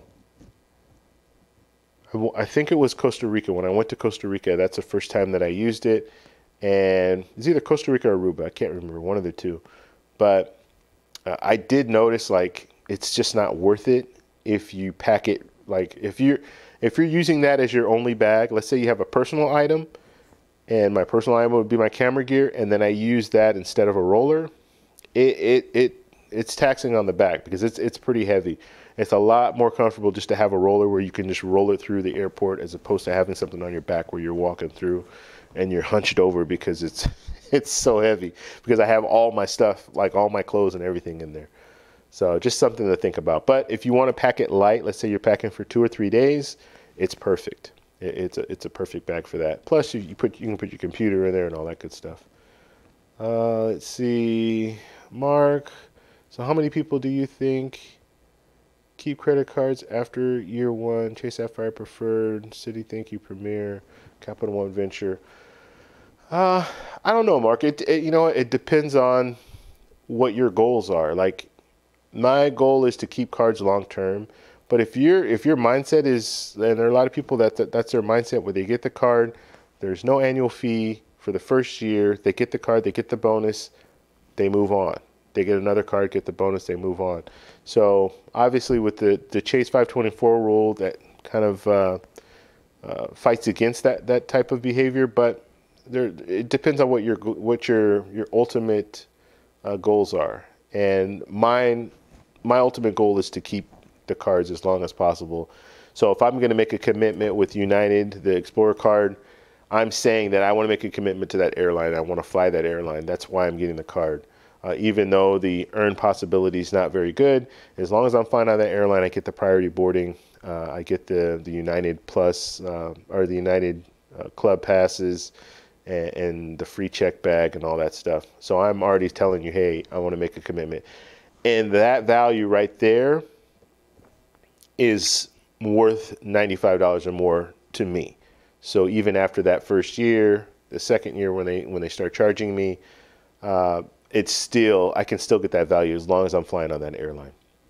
And like the American Advantage card, the American Airlines card I have now, and I do get that value out of the card, but guess what? I didn't fly American Airlines all last year. So realistically, I'm not using any of those benefits. So it's time to get rid of that card if I'm not willing to fly on American Airlines. So that's how I look at that. Not just people who travel, but anybody who uses credit cards. Okay. I don't know. Mark, I don't know the answer to that. You're asking me these hypotheticals. I don't know. Let's see. I've kept almost every card. Okay, so Jeremy's answering his question here. Apply for, I pay about $1,000 a year in annual fees and positive expected value from them each year. Okay. So Jeremy's just talking about his cards and he pays about $1,000 a year, which is, it sounds like a lot, but if you get the value out of those cards, it's totally worth it. Because the way that I look at it, and I'm sure Jeremy would probably agree with me, if you're going to spend probably $1,000 a year for travel. That's the way that I look at it. So if I'm looking at, okay, what are my travel plans for 2019? How much money do I think I'm going to spend? And if the answer is 1,000 or more, and I have credit cards that will give me different travel credits and different things here and there and points and all that good stuff, where I can save $1,000 or make $1,000 worth of, or get $1,000 worth of travel, I should say, then it's worth it to have all those cards because you're getting that value. You're paying that $1,000, but you were going to pay that $1,000 anyway because that's, you know, if that's where you are when it comes to travel, you're thinking, yeah, I could spend $1,000 just going to Las Vegas for a couple of days, 3 days. So if I can have cards where I can get value out of it, then why not? Why not spend that $1,000 for all the different annual fees? All right, I will help you out. Let's see.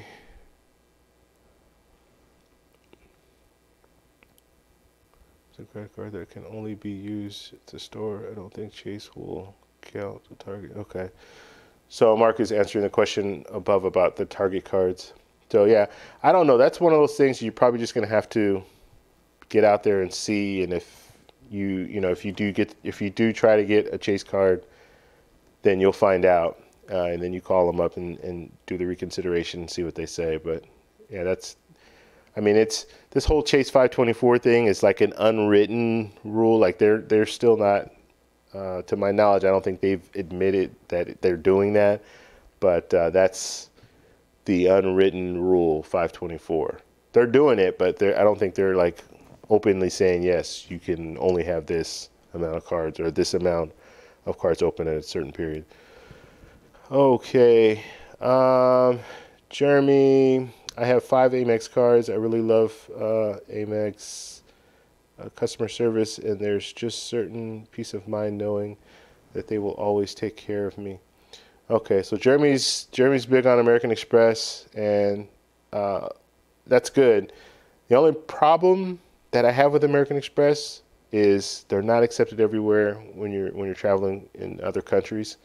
So just having like the Chase ecosystem, I'm a little more comfortable with it when I'm traveling abroad because it's accepted in more places.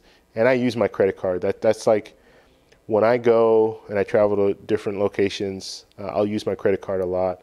I will get cash too, but I like to use my credit card whenever possible. And I talked about this in a couple streams ago, but I always just say, hey, no, I'll pick up dinner. Don't worry about it. And then he'll give me, my buddy will give me the cash. That way I don't have to even go in and get more cash in certain situations. So because he's the opposite of me. Like I like using my credit cards. He likes having cash. Like he'll bring a bunch of cash with him and like US dollars. And then, and that actually brings me to one thing when it comes to Medellin. So when you're at the airport, never go to the exchange. If you can, if at all possible, go when you get in the city. It'll be cheaper because it's a lot more expensive.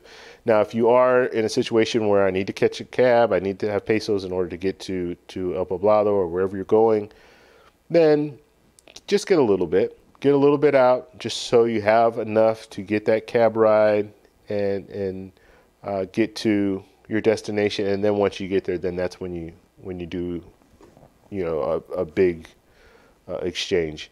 Don't do it at the airport because they will rip you off. Okay. Just go through these. Okay.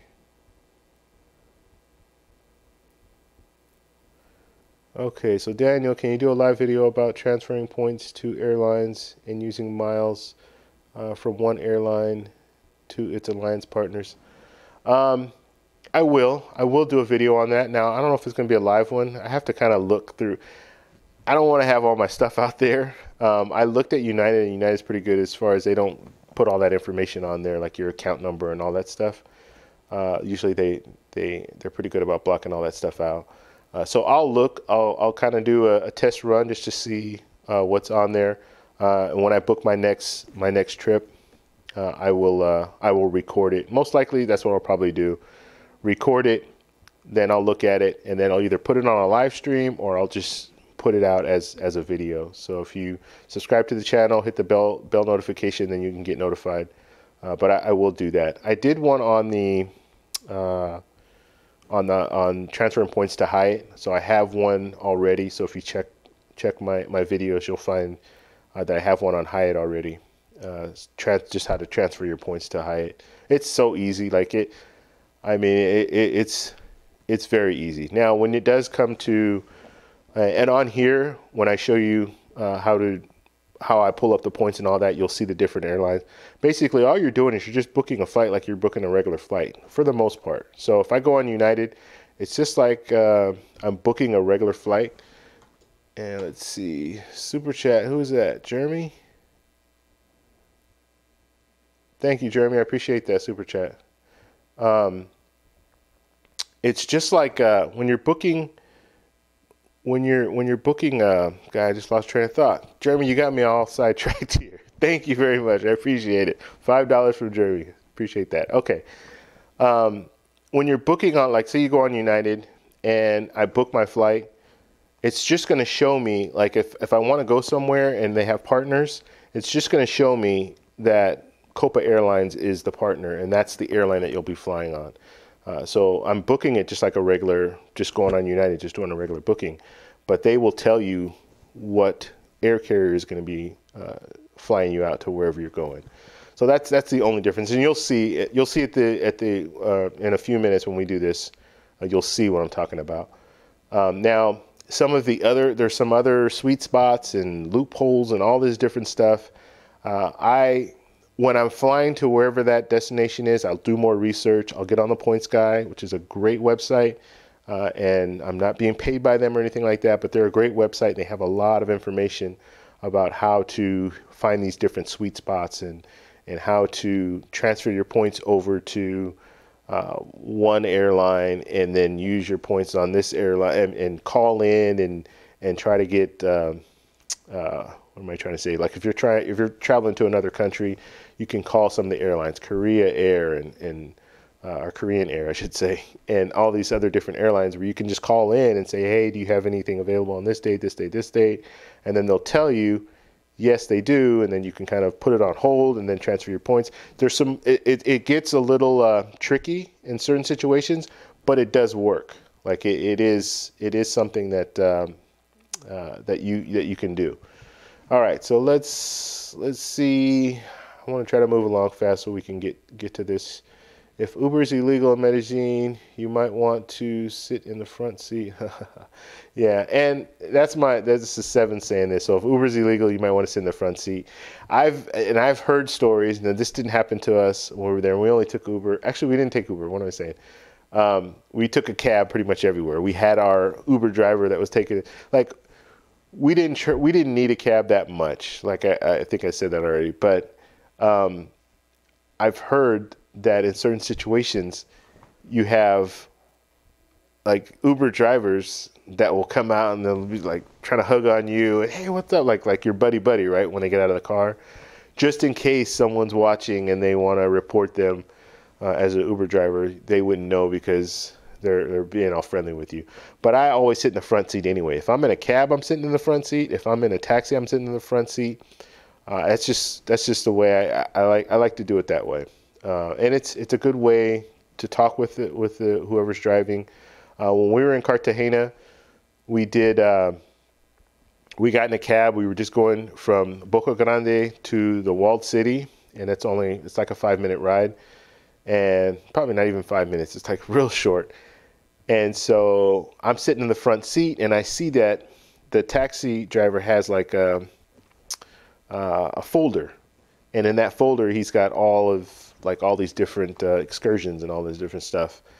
And so I chatted him up about it, and he was like, "Oh yeah, I can take you here." And so he like pretty much was our driver for that day, and he took us to all these different locations, and I think we paid him. Let's see, it was about $50 for both of us, so $25 each. So it wasn't bad, and he took us to 3 or 4 different locations, and he was our driver, so he took us there, waited for us. We went out, walked around, took pictures, did all that kind of stuff, and then got back in. He took us to another spot, So it was a pretty good deal. But I wouldn't have known that if I didn't sit in the front seat, because I wouldn't have been able to see the folder. And he didn't speak English, or he spoke very little English, so he probably wouldn't have like pushed it on us. He probably wouldn't even try to sell it to us. All right, favorite credit cards. Okay, Jeremy's asking favorite credit card, guys. Mine is definitely the Amex Platinum. Yeah, the Amex Platinum is good. I have to say that. My favorite, Chase Sapphire Reserve. I like that card a lot, and yeah, they're both comparable. They're at the same level, I would say. I just like the earn possibility with Chase Sapphire Reserve a little bit better than Amex Platinum. Although the Centurion Lounges, that's gonna be the reason that I get the card. LAX is gonna be opening one up pretty soon, hopefully, and that will probably get me into the whole Amex ecosystem, and that'll probably be the first card I get, the Amex Platinum. But it's pretty steep, $550 annual fee. You do get some benefits with the card. You get the travel credits and all that good stuff. But yeah, it's definitely a good card, and it's probably the most well-known, like Amex Platinum. People know about that card, so it's pretty impressive, I guess you can say. I don't know. If people know cards, they know like the Amex Platinum. They don't really know the Chase Sapphire Reserve, but they know the Amex Platinum. When I say people, I just mean like in general, like the average person probably doesn't know what the Chase Sapphire Reserve card is, but everyone knows if you say Amex Platinum, they're going to know what that card is, and they're going to know like it's a high-end card. Okay, let's see here. Let's see, where were we? I just skipped ahead here. So 7 says, unless you have a bad back, shoulder, get a backpack instead of a roller. It's much easier to move around with the backpack. Good backpack brands. Okay, so he's got some of the brands on here.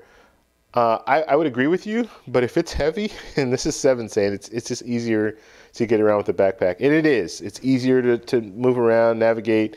And if you're in a situation like 7, you can just put it under your seat. That's excellent, because when you get off the plane, your bag is right there. You don't have to reach over the overhead bin and pull it down, or be put in a situation where your bag is behind you. So you're sitting here, but your bag's back here. So now you have to wait for some people to come off, or you have to get in front of people so you can get your bag out. So it's definitely a better situation. And then you have it on your back, you can just navigate around easier. You don't have to roll through. You don't have to use the rollers and all that good stuff. So I would agree with you, but I'm getting old. Well, I'm not old, but I'm getting up there, so I don't want to. If I don't have to have something on my back, I don't need to have anything on my back. And then I usually have my personal, like I said, my personal item is a camera bag. My camera bag's pretty heavy. It has all my camera gear in it. So, and I have probably 3 different cameras that are in the bag with the lenses and all that good stuff. And so what I like to do is I have my roller, and the camera bag that I have, the one that I use for travel, it has a little slip. So you have, your roller. So this is the roller where the handle is. The roller comes up, and I can just slip my bag onto here, and it'll be right on the top. So I can roll my bag, my camera bag, and my roller at the same time through the airport, so I don't have to carry anything. Now, if I have a backpack, and this is the problem that I had when I had the backpack, so I have the backpack on, and then now I put my camera bag's like a messenger bag. So I put the messenger bag around my shoulders. I have the messenger bag here, and then I have the backpack on me, and I'm just like leaning forward so I don't fall back. And that's pretty much the reason. Like I believe I think it was Costa Rica that I did that. I had all that stuff, and it was too much. It was too much. At the end of that trip, I was just thinking, no, I'll never do that again. If I pack, it's going to be light in that bag, and it's just going to be that bag. It's not going to be that in my camera, which realistically, I'm always going to bring my camera bag. So, yeah, I don't know. I like the bag though. Like it's a good bag. The Amazon Basic bag that I have is a good travel bag. But if you're carrying a lot of stuff, you're gonna struggle. Well, at least I did struggle. Let's see. You are a great reviewer. Okay, thank you, David. Amex. Get an ATM card that refunds all the ATM fees. You can get much more. You can get as much as you want. Oh, okay. So Seven's talking about that. That's that. What's the name of that card? There is a card that you can get. I can't think of the name right now. That you can do just that. So they'll refund the transaction fees. Like I said, for the most part, I don't get that much cash. Like I'll have cash on me. I'll take maybe $300, and then if I'm run out of the $300, then I'll go and get more cash. But for the most part, I'm using my credit card in a lot of different places. Wherever I can use my credit card, I will. There are a lot of restaurants in Medellin where they will do the whole credit card thing. Not every place will allow you to use your credit card, and I talked about this too yesterday. But their system is a little different out there. So let's say you go to a restaurant, you eat your meal, and then after you're done, you want to pay with a credit card. They generally won't take your credit card, like they won't take it from the table. They will go get the little machine, and they'll bring it to you. And it's like the machine's like Wi-Fi. They'll bring it to you, and they will do the transaction in front of you, which I think is great. Like this is something that we should be doing in the U.S. As opposed to the way we do it when we go to restaurants. We go and they give you the little folder, and you put your credit card in the folder, and then they take the folder over to the cash register, and then they do the transaction there. They should do it in front of you. And the main reason for that is it cuts out on fraud, right? It cuts out on people. And just think about this. And in most situations, you shouldn't have to worry about this, and it probably doesn't happen very often, or let's hope it doesn't happen very often. But let's say you have a person who's making minimum wage who is a waiter or a waitress, and they get propositioned by some person that wants stolen identification from a lot of different people. They say, hey, you know what? I'll give you $100 for every card that you swipe onto this skimmer, this little machine. They swipe it on the skimmer, and it takes all that information, downloads all that information onto the skimmer, and then they can use that information in order to make dummy cards, and then go use those dummy cards at gas stations and all that kind of stuff, and go make purchases and all that stuff. So you tell someone, I'll give you $100 for every card that you skim. And let's say that person they have, I don't know, 15 customers, and 7 or 8 of those customers use a credit card, and they skim all those cards. You're talking like $800 that they're going to make in a day just by doing that. So that might be enticing to some people. So you just have to think about that. So my whole thing is, and this is the way that I was trained, if that card ever leaves your line of sight, so if I go to a restaurant, and there's some restaurants where you can go to more like the diners and cafes, where they'll just give you the receipt, and you walk up to the front counter, and then you go ahead and do your transaction there. It's in front of you, right?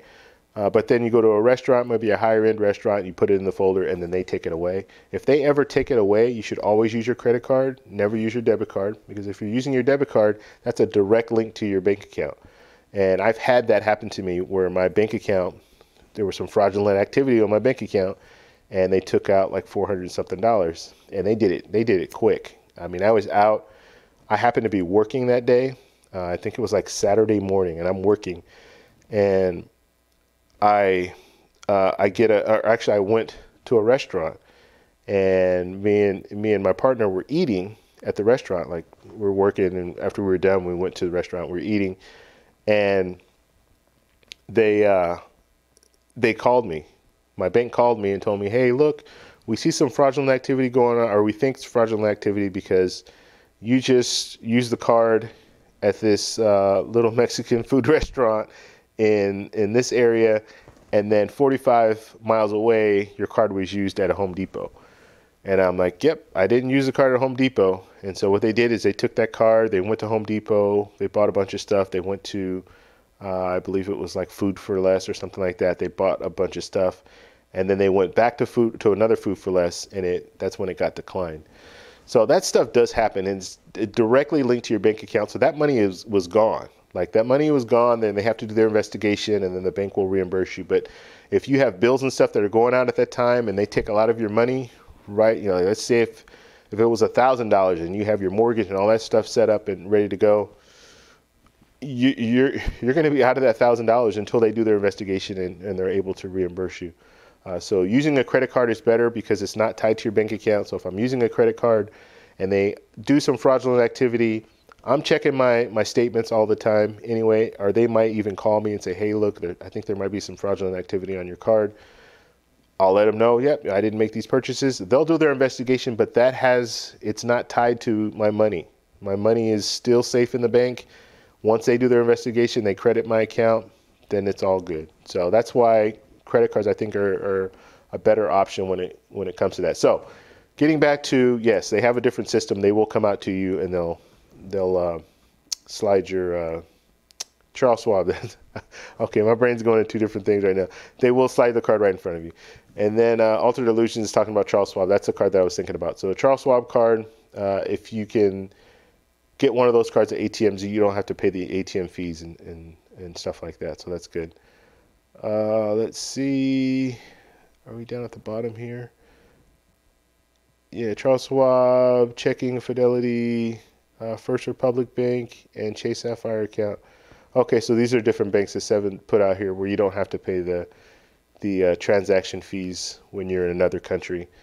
That Chase Sapphire account, though, you got to put like, what is it, 50,000 or 75,000 or something crazy in that account in order to have it. So that's a pretty steep curve there. Now, First Republic, I don't know anything about that bank. Fidelity, I'm familiar with that one. And Charles Schwab, I'm familiar with that one. Okay, suggest have multiple checking accounts, one for spending and the other for bill pay. Okay, yeah, I guess that would work as well. But I'm pretty set on just the way that I'm doing things now. I've been fine. I haven't had any issues. And the credit card companies are really good about like finding out, figuring out if there's different fraudulent activity, and they're even good to where they're looking at. And I've had this issue with my bank several times, where you go, let's say and this was a weird situation because I just went. This wasn't the Vegas trip that I just took, but like 5 years ago, I went to Las Vegas, and we usually drive out there. It's about 4 hours away, and so I'm driving. We stop halfway. We'll go to a gas station and get gas, and then get food and all that stuff. So I used my card halfway to Vegas. So by the time I got to Vegas, my bank, and I used my debit card. By the time I got to Vegas, my bank called me and told me, "We think there's some fraudulent activity in your account and all this." So then they asked me a few questions, and these questions, like, I've had this bank account, oh man, it's over 20 years. And I don't know when I even filled out the security questions and all that stuff. So I got one of the questions. I got one of the questions wrong. I think I got one of the questions wrong, or there was something where they asked me if I used. There was some discrepancy. Let's just put it that way. So there was a discrepancy, and basically they told me, "Hey, you know what? We have to close this card, and so you're gonna have to go to your bank and get another card." And so I'm on the phone at the hotel in Vegas. I think we're at the MGM or something at Vegas. And I'm thinking, what? I'm in the place where I need money the most so I can gamble and so I can have a good time. And you're telling me that I can't use my card anymore and I have to go to the bank.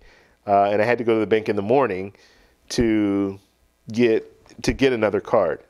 And so sure enough, that's what I had to do. So I had to go to the bank, get another card, a temporary card.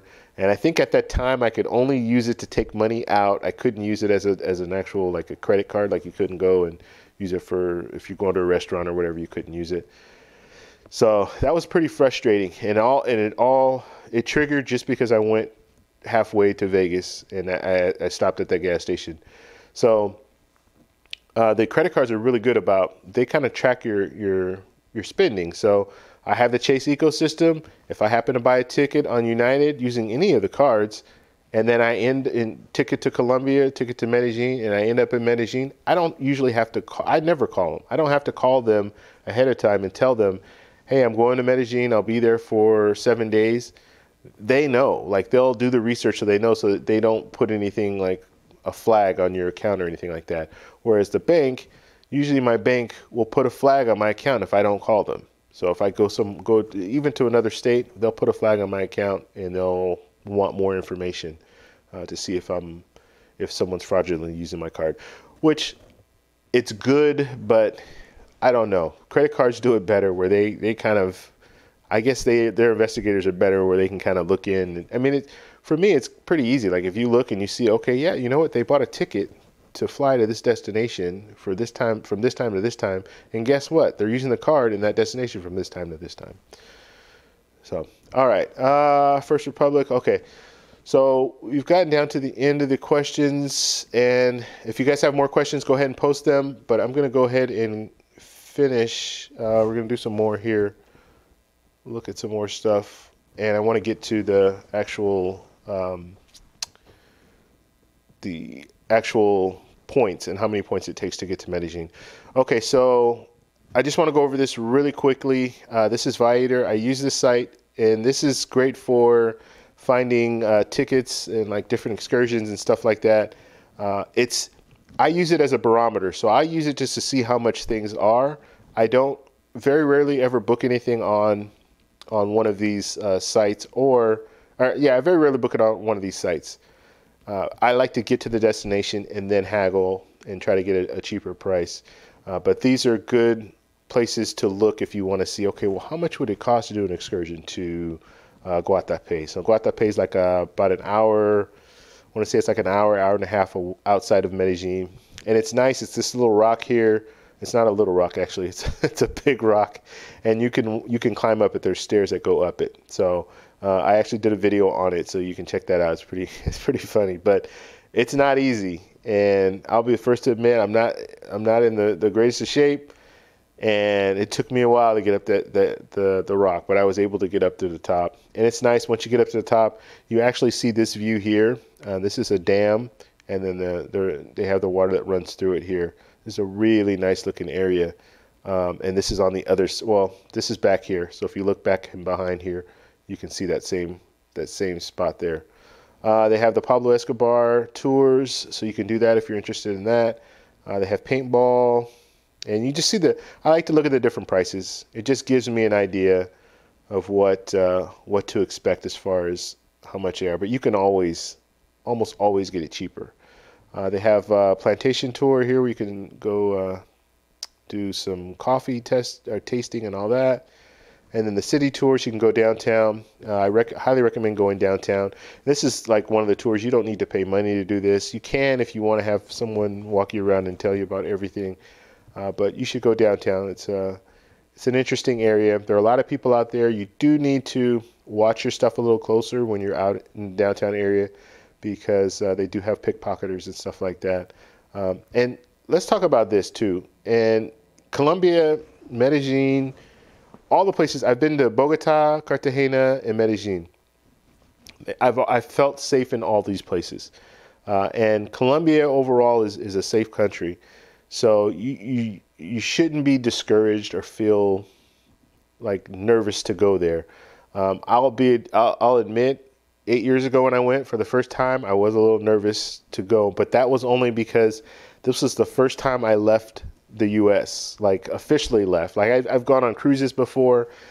Cruises, to me, you're not really leaving the country because you're on a boat, and there are cruises that go out of Southern California all the time. So we go to Mexico, but you're going to Puerto Vallarta, you're going to Cancun, you're going to where's the other ones? Cabo San Lucas. So you're going to destinations, but they're like all tourist areas. And you get off the boat, and you're off the boat for like 7 or 8 hours, and then you get back on the boat, and then you go to your next destination. It's not real. It's not. The way I look at it is not really going to another country. So this is the first time that I was going to another country. And when I went to Colombia, when I went to Bogota and Cartagena, those were the first two places I went.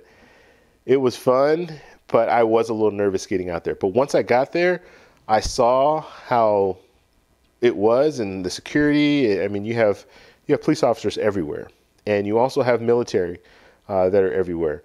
And so if you were ever in trouble, you're going to have someone within shouting distance that should hopefully help you out. So that's like especially in the areas, the high tourist areas, you're going to have a lot of people, police personnel that are around the area. So I felt safe the whole time I was there. We even got stopped by the police. We got searched by the police, and it wasn't a bad experience. Like there was one night it was late at night. We're driving, and we go into we're in Cartagena, so we're going back to our hotel. We're in a taxi, and they were just doing what they'll do is they'll just block. Well, they're not really even blocking off the street. They'll be on motorbikes. They'll stop the motorbike, and then they'll just be standing on the side of the road, and they'll just wave you down. And so that's what they were doing. They waved us down, checked our passports, and we got out of the car, and then they searched us, and then they just start chatting us up. Like it wasn't even there was no. They were very friendly. Let's just put it that way. And they were just checking things, make sure people aren't doing anything illegal and stuff like that. So we had that experience, but it wasn't a bad experience. It was actually at the end they were just pretty much just chatting away with us, wanting to know about America and all that stuff. So anyway, so it is safe, and as long as you're paying attention, watching your surroundings, taking care of your stuff, not just like I said, I carry a lot of camera equipment. So I make sure I take care of that. Like it's in a place where I can see it. It's not on my back where someone can just stick their hand in there and grab something. So just make sure you're aware. And if you're aware, like you have to understand, people who are looking to victimize someone, they're looking for people who are not aware, like not paying attention. But if you're paying attention, you're kind of looking around. If you see someone walking around and they look kind of like they're shady, like they might be doing something they shouldn't be doing, then you give them some eye contact, and usually they're gonna like, okay, well he's watching me, so I'm not gonna mess with him. So that kind of stuff. Just use common sense, use your street sense when you're out there, and you'll be fine. And that's in any country. I'm talking about Colombia, but in any country, you should be that way. In the U.S., you should be that way. If I'm walking down the street and I see someone walking around me and they're looking, they kind of, they're looking at me like, what if it's something that I feel kind of weird about, I'm going to get eye contact with that person. I'm not going to walk down the street where it's deserted and it's, nighttime, it's early in the morning, late at night, what have you. I'm not going to do it. I'm going to find a different place to walk, or I'm going to catch a cab or what have you. So just use common sense. Okay, so yeah, so they have we talked about city tour and the plantation, And here's another one for Guatape. And then you can go to Pablo Escobar, one of his, the Hacienda. I believe this is now an actual zoo. So you'd have to check that out. And I heard somewhere that they're actually going to close the zoo. But I think he had animals when he lived in this area in the mansion. And I think that they bought the mansion and bought the area, and they have the animals there, so they kept the animals there. So let's see some of the other stuff. So they do ATV stuff. The metro, that is a tour in its own.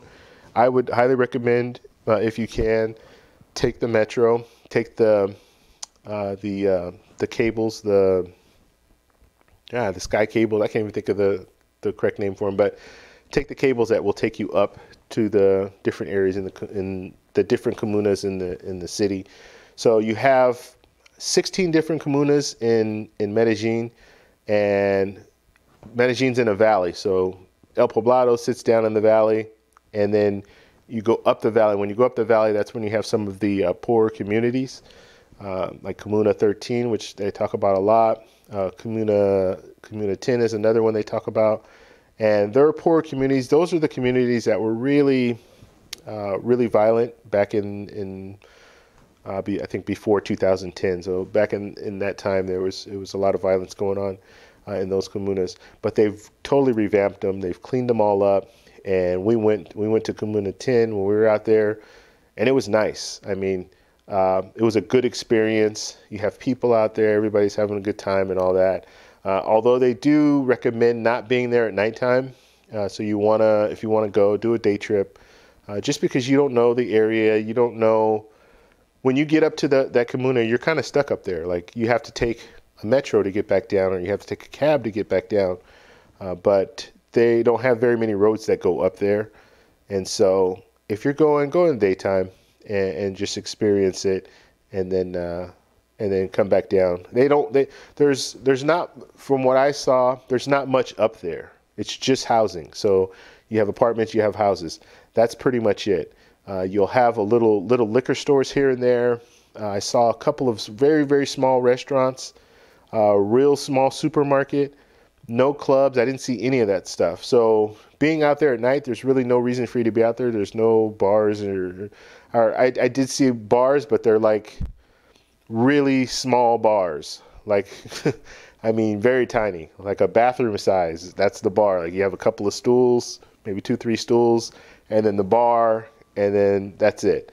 So it's really for the locals, and you don't see very many tourists out there. So if you're out there, you could get hit up if you're out there at nighttime. So just keep that in mind. And that's just what I was told, and that was what I was told by the guy that was taking us around. It's like, yeah, it's not really a good place to be at night, but we can go there in the day. It's fine. There are no issues.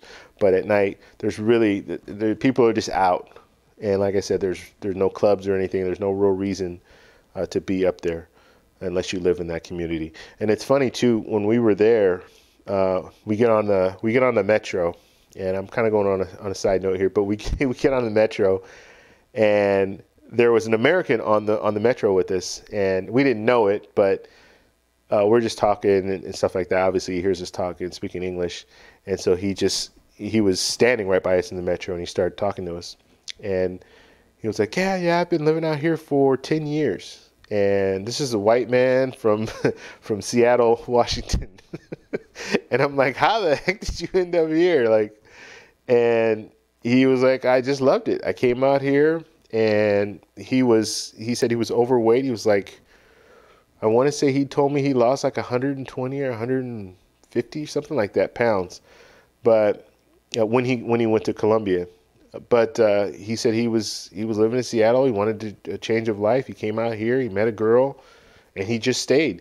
And he lives in the comuna. He lived in Comuna 10, so Comuna 10. So he lived up there and lived up there with his girlfriend, but he's known in the neighborhood. But he said he loves it. He said it's not the nicest, like, you don't have all the amenities that you might have if you go down into El Poblado and those areas, but the people there are so friendly and warm, family oriented and all that, that it's worth staying up there. And he was telling us he pays $80 a month to, I don't know what the conditions that he was living in were, but to rent wherever he was staying, it was $80 a month.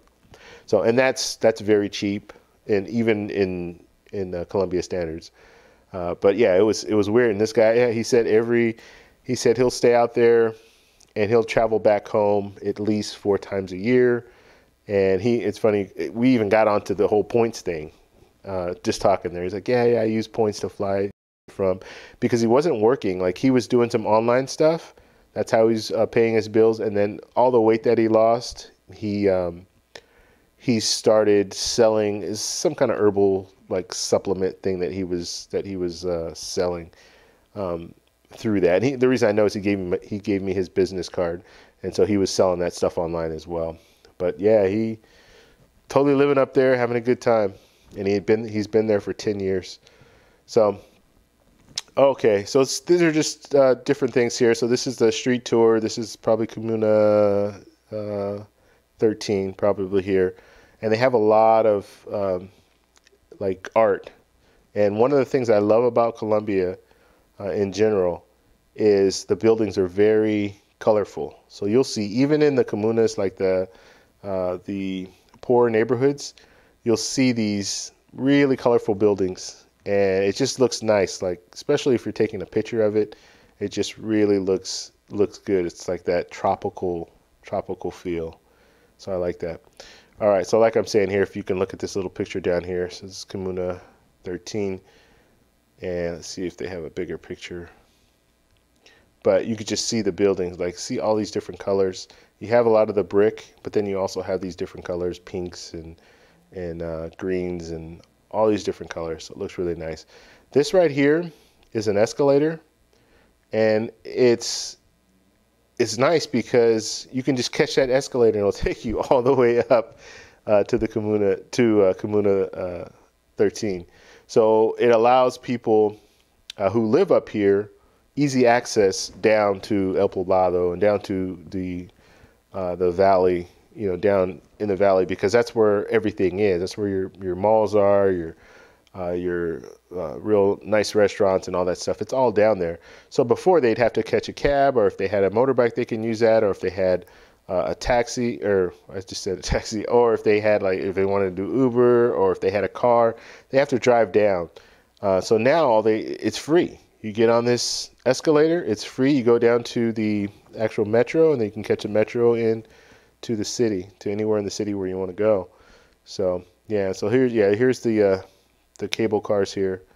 So this is nice. Just taking this, even if you don't want to stop, you don't have to get off. You can take it, and we took it all the way up to RV Park, and that's like it's a nice park where it's a lot of different wildlife, like birds and stuff like that. Especially birds. Birds are really, they have some what do you call it? Unique birds, or like birds that, what's the word? I can't even think of the word. But they have birds out there that you can take pictures of. So if you're a bird watcher, if you like taking pictures of birds, they have some birds that you probably never even seen before that are out there. Rare, that's what I'm thinking. So they have a lot of rare birds out there. So even just taking the cable cars, you can see the whole city, and it's really interesting. And everything is pretty clean on the subway. So that's one thing that I noticed. The subways are very clean. So they're a lot better, in my opinion. They're a lot better than some of the subways that we have in the States. Like Washington, D.C., I've gone on their subway before. It's a lot cleaner than that. It's they really do a good job with the subway. Okay, so all right, so you guys get the point. Viator, you get on Viator, you can. There's a lot of information that you can find as far as excursions and stuff. Let's see, TripAdvisor. I always use TripAdvisor. I will look on here just to see different things that people are saying. So I like to look at the different reviews and stuff, because let's say I want to do an excursion and I want to find out how good is the excursion. So I get on TripAdvisor, and usually people will talk about the different excursions, and they'll let you know how they feel about it, the good part, the bad part, everything. And it's just people on here talking. So it's not like they don't have any vested interests. So it makes it pretty much a good. You can get a good feel for how the excursion will be, or how the hotel is. They have hotels there. They even talk about food and all that good stuff. So it just makes it really good. So this is Guatapé again. So you can see it's really nice. You can see the stairs here.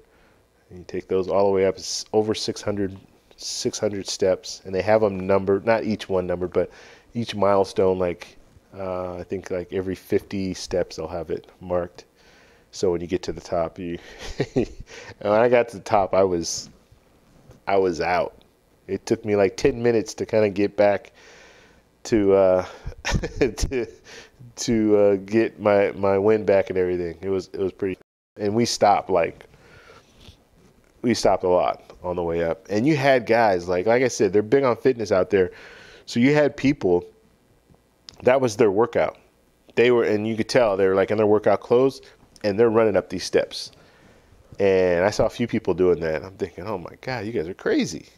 And then you have to think about too, at the very top, there's they have like a little, they have these different places, like a little restaurant, a little not really. Oh, it was a restaurant. I think it was actually a restaurant where they serve some food that you can eat, and then but like little stuff like empanadas, I think, and stuff. And then they were serving alcohol. And then they had a gift shop. And you have to think, these people do that every day. They go to work every day. They got to walk up these steps. So that's a good workout for them. Okay, so that's another thing I do. I get on TripAdvisor. I just look at the different stuff on TripAdvisor just to kind of get an idea of what's in the community, some of the different sites to see. I'm big on photography, so I want to go to places, especially places like this, where I'm not going to paraglide, but I want to see the whole city, and especially at night. Like you go up here and you take a picture and you can get a picture of the whole city. So I like doing stuff like that. So I want to find different areas like this, and tell if you have a guide, tell them, hey, can you take me up here? And we did go up to this area and took some pictures. So just different things like that. I'm not really big on horseback riding, but you can do that as well. And they have water sports down here. So this is that area, Guatapé again, off the rock. So if you're off the rock, you can see all this down here. And they do have like water sports down here in this community. And you see there's some nice houses down here right on the water. So it's pretty nice. Okay, so let's get to, I think that's pretty much it. Okay, I want to talk about food just a little bit. Bandeja paisa is like the staple, like that's their a very popular meal in Colombia. Or I'll say I didn't notice it that much. Well, I didn't really do the research back when I went to Cartagena, but I know in Medellin it is very popular. And every restaurant that you go to, they'll have some version of this if it's like Colombian food. So basically, what it is, it's a variety of different ingredients, and basically, it's like the local or the poor man's like meal. Like it's the only meal that they eat the whole day. So they usually give you a lot of food, and it's very reasonable. Usually it's between $7 and $10, between that range. And so it's very reasonable, but it's so much food. Like I couldn't even eat it all. I had it twice. The first time that I had it, I'm embarrassed to say this, but I had it at a mall. But the malls is at the Santa Fe Mall. The malls are very impressive. And as far as food goes, their food court isn't like a food court in the U.S. They'll have like McDonald's and Burger King and Subway and Cinnabon and all those different places. It's amazing some of the places that they have there at the mall. But then they also have like the Colombian places that it's just like a McDonald's, it's like fast food, but it's high-end fast food where you can go in, you can get bandeja paisa, and you eat it off plates and silverware and all that stuff. So that's where I got it. It was okay. And then we went to a restaurant, took us to another restaurant where I had it, and it was really good. So basically you have beans here. Under the beans there's rice. Then you have the fried egg here. You have avocado. You have the plantains here. You have the chicharron, so the like pig fat. And then you have steak here, and then sausage, and then sometimes they'll have like ground beef too. And this right here is an arepa, and so it's good. It's a different taste. Like it's not like how can I say it? It tastes good. I mean, it tastes like everything. Like you kind of mix stuff up, so it's a good flavor.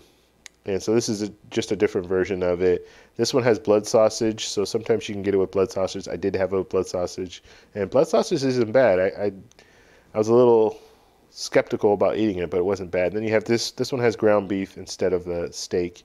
Then it has another sausage here. Then you have the rice underneath, plantain, avocado, beans. So you guys kind of get the point. And yeah, so you guys get the point. So these are all different variations of the same thing. This one actually has salad in it, and usually they do serve it with soup as well. So they'll bring out soup as kind of like your appetizer, or I guess it's your appetizer. So they'll bring that out. The one thing that I did notice, and the only reason I knew this is because I'm with the guide, but when you go to a restaurant and you eat, usually when we go to restaurants in the U.S., we sit down, they will come to our table, ask us if we want water and all that stuff, and you'll have the menu. They'll ask you if you know what you want, all that good stuff. That's pretty much the same in Colombia, or in Medellin. I'll speak for Medellin when I talk about this. But then after that, once they bring out your food, they usually leave you alone. Like they very rarely will come back to you. They might come back just to see if everything is okay. But it's not like in the U.S., it's kind of like it's the expectation that they come back and they ask you if everything is okay. They generally, in my experience, I didn't see them doing that much. So usually you have to kind of wave them down, and that's just the way it is. And so we had a guide with us, so anything, and they're very responsive. Like they're watching, so if you wave, then they'll come to the table.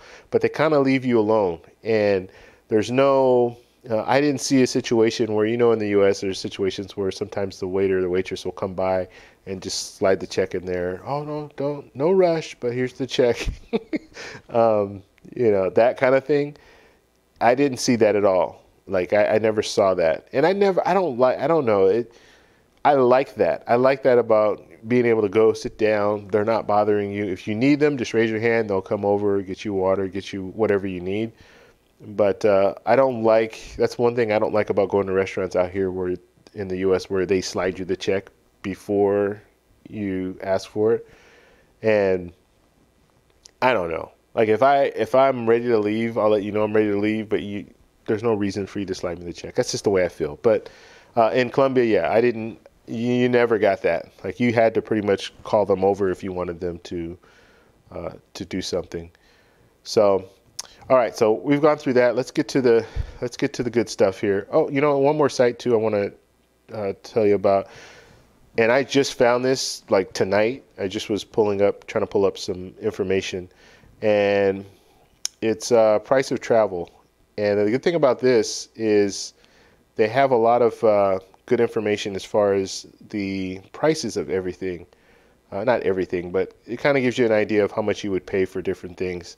So, for example, taxi from the airport to city center, it's $22. And like I said, I think it was like 27 that's how much we paid. Airport, so they just give you different prices. If you want to ride the metro, it's $83 or 83 cents. Wow. And then some of this stuff, budget breakfast between $1 and $2.42. Budget lunch, $2.07 to $4.15. And then budget dinner, all that. So they kind of give you an idea of the different prices. So I think that's pretty cool. Okay. Let's see here. All right, let's go on to the good stuff. Let's talk about points. Okay. And let's see here. Out here, so I'm going to sign back in real quick. Or actually, it's signed in. Okay, good. All right, so I have everything on here already, and this is United's website.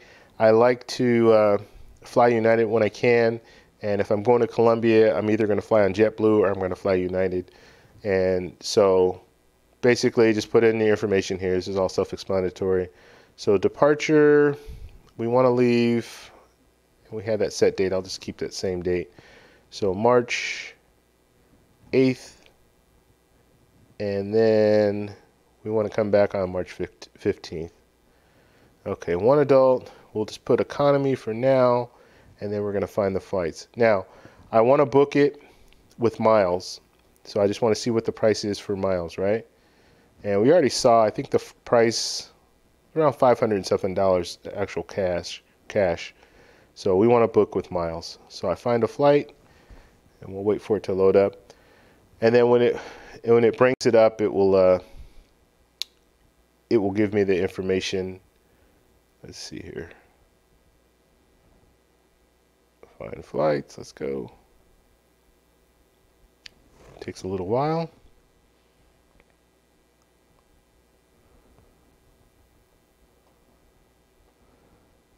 Come on. Okay, I'm going to flip off the screen real quick and sign in. And maybe that will help us along a little bit. I don't know why it wasn't working. And then we'll come back. Let's see. Lang, how you doing? Shaq O'Neal, how you doing? Okay, let's see. So let's see if that speeds it up any. Now it doesn't want to load. What do you know? Always happens when you're trying to do something live. Okay, we should be able to get this going. Let's see.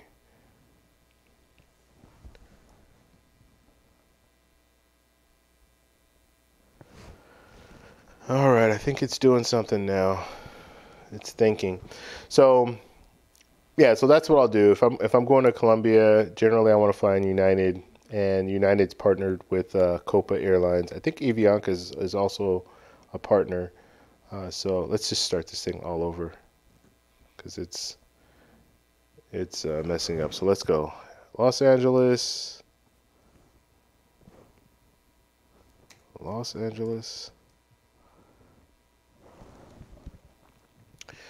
You know what I will do? We've gone through a lot of this stuff already, so I'm going to close a lot of these windows down because I think it's probably just too much for it to handle right now. And then we'll come back to it. Hopefully it'll be faster.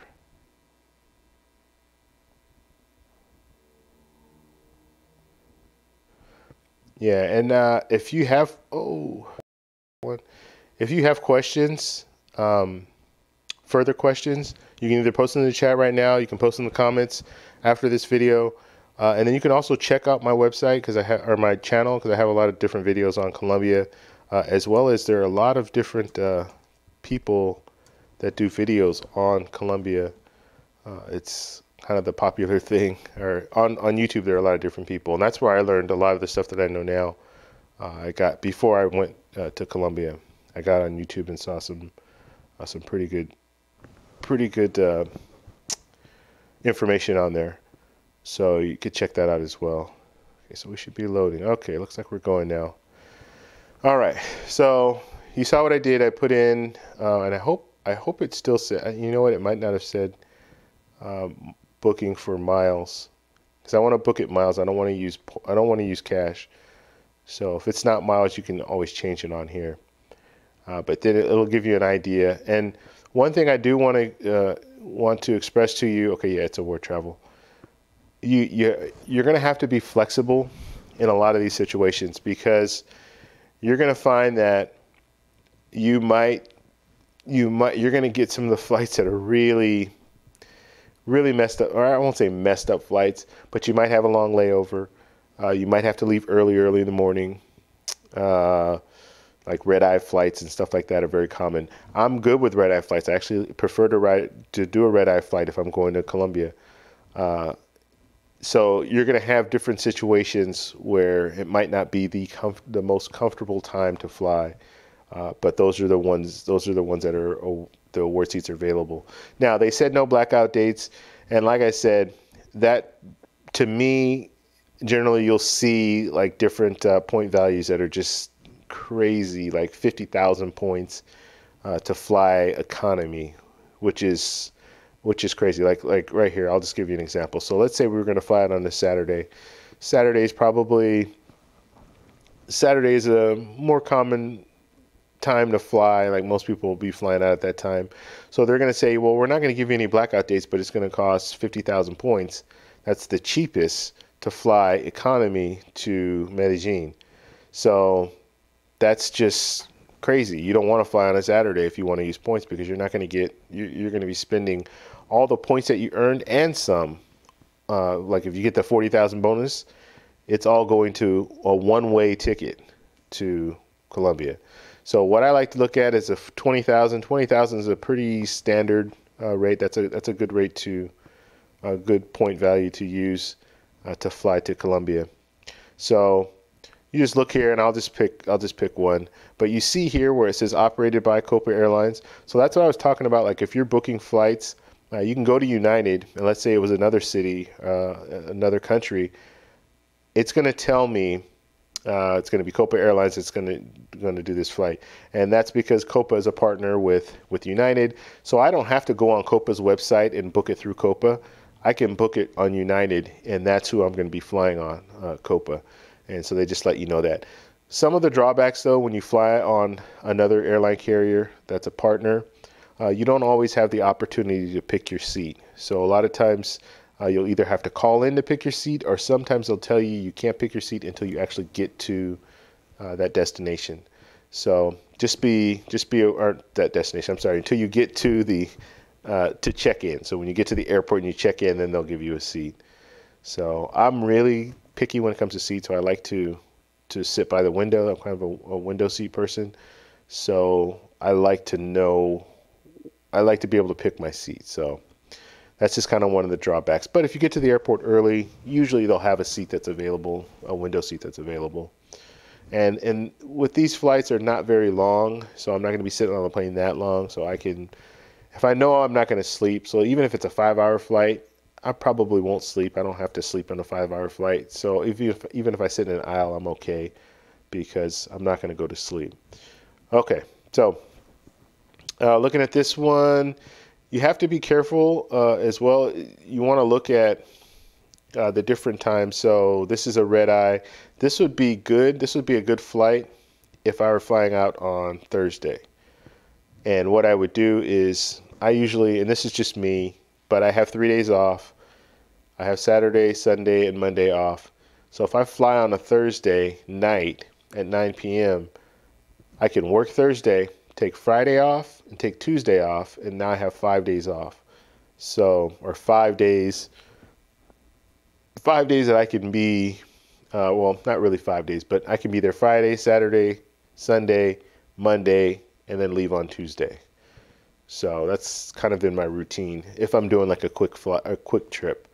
I would say you want to be in Medellin for at least 10 days if you do a trip. But if you want to do a quick trip, if you've already been there before and you just want to kind of go and just do a few things here and there, then 5 days is fine. But if you've never been there before and you want to spend some time there, you're going to want to do at least 10 days, at least 7, but 10 days is better. Okay. So like I said, so Thursday, this would be a perfect flight for me. So I'd look for this 20,000 bonus points. That's what I would use for that one. And I would fly out at 9 p.m. I'd get there at 8:40 a.m. and I have one stop. Now, let's see the details on this. You want to look at the details too, because this will tell you a lot. As far as one thing I don't like about this flight is the connection is 47 minutes. So that means if my plane is just a little late, then I'm running a risk of missing the next flight. So I get into Panama, I have 47 minutes to catch that connecting flight. So that concerns me about this flight, just because of that, because I can easily miss that flight. And so you kind of have to, like 40, I wouldn't go any less than 45 minutes, but that's just how I do things. But so let's just, for sake of argument, let's just say we're going to use this one, and then we want to get, I think I selected it already, right?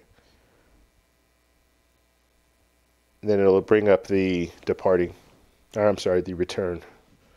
Wow, it's getting, It's getting, I'm getting tired. Um,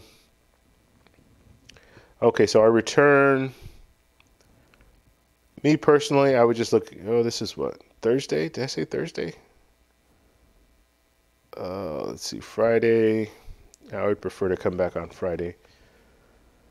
And realistically, I'd probably come back on Sunday, but we'll just put Friday for here because I have that weekend off as well, so I can stay a few extra days if I took all that time off. But let's just say, okay, so 10 hours, 10-hour flight. And I always look at the details. I just want to know how long the layover is. That layover is 1 hour and 29 minutes. So that's not bad at all. It's an hour and 16 minutes to Panama, and then 7 hours from Panama to Los Angeles. That's a long flight. That's a really long flight, actually. But that's fine. So we'll do that one, and so I'll just select that one. And so there it is, 40,000 points, and then we'll see how much the taxes in fuel and all that is, because they will tack that on. So you do have to pay a little bit, but using your 40,000 points, you can go to Medellin.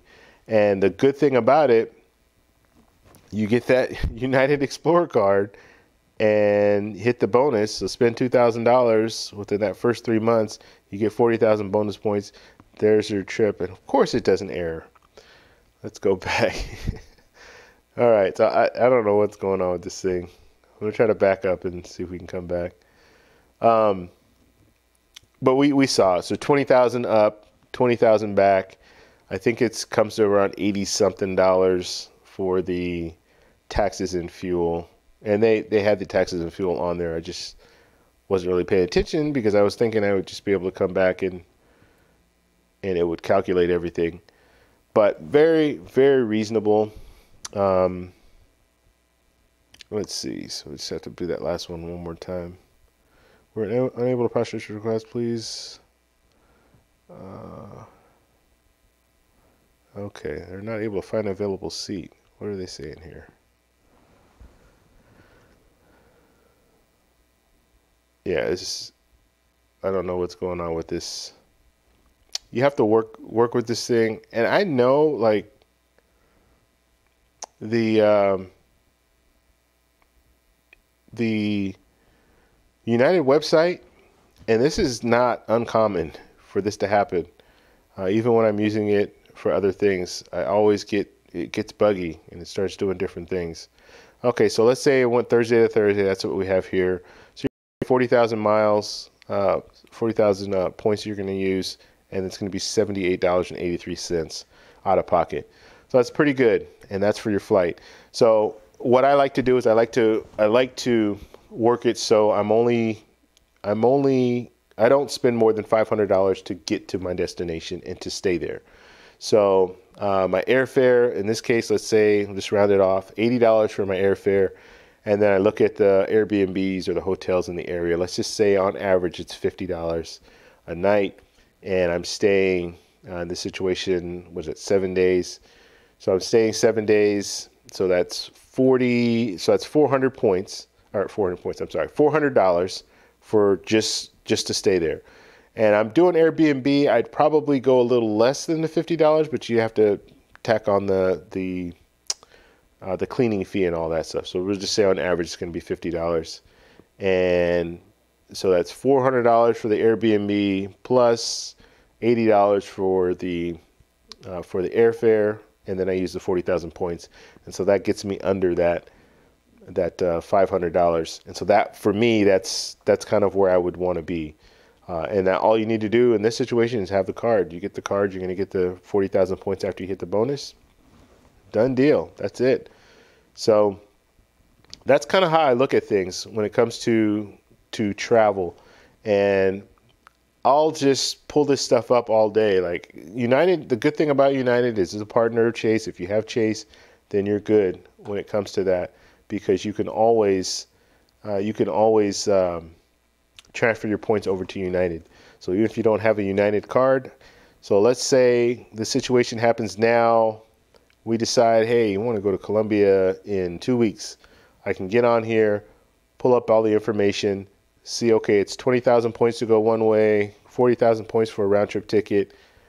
I can transfer my points from the Ultimate Rewards program. Right now, I can just transfer them over to United, and then I'll have 40,000 sitting in my United account. Just book the travel, pay the $78.83, and I'm there in 2 weeks. So that's pretty much how I do it. It's not hard.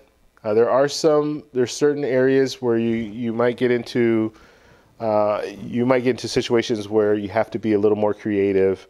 There are different things that I will do is I might book airfare on 2 different airlines. So let's say it's United. I fly up on United, so I just get a one-way ticket, fly up on United. I might pay for that ticket, that one-way ticket. And then the return ticket, I might want to fly business class. So I want to save my points up to fly business class on the way back. And so I'll do it that way. So there's different things that you can do. When I went to Thailand, that's what I did. I had different airlines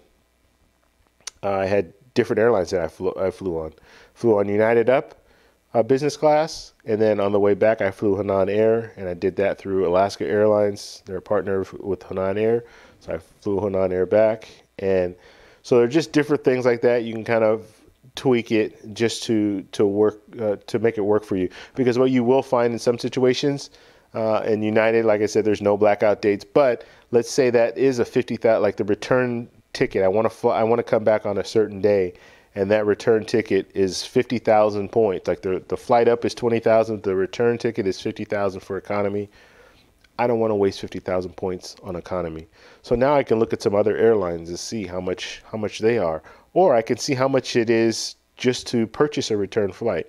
And you saw it was what, $547 or something like that to fly. I believe United was around that same amount. That's a round trip ticket, $547.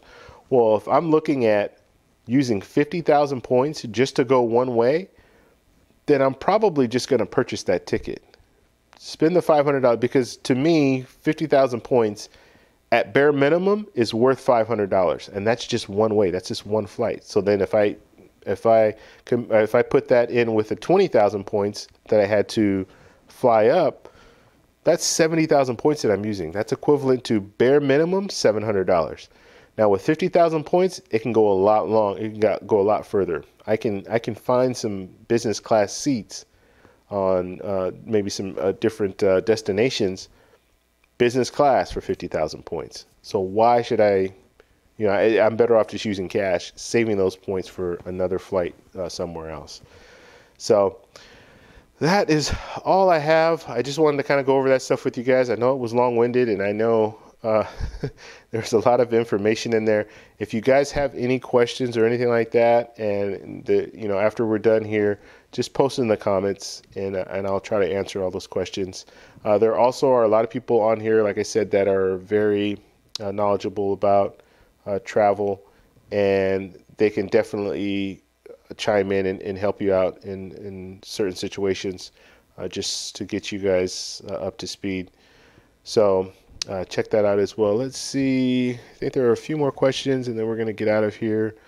Shaq, awesome info. Okay, thank you. Hello, is this chat regarding United card? Yeah, so Lang, we pretty much talked about the United Explorer card. I did a review. So once this video is done, or once this live stream is done, you can check it out. Just it'll be posted, and you can watch it again. But I went over that card and just kind of talked about some of the benefits of that card. Then we kind of walked through travel to Medellin, Colombia, and then at the very end here at this portion, and I think you came on around this time. Then I just showed you how to use those points to book travel to Medellin.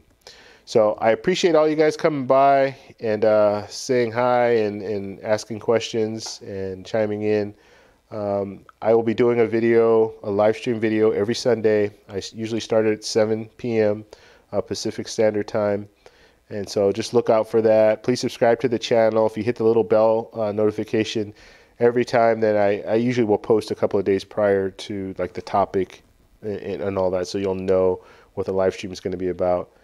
So just tune in. I also do regular videos, so I'll have a variety of different videos. The focus of the channel is on travel and photography.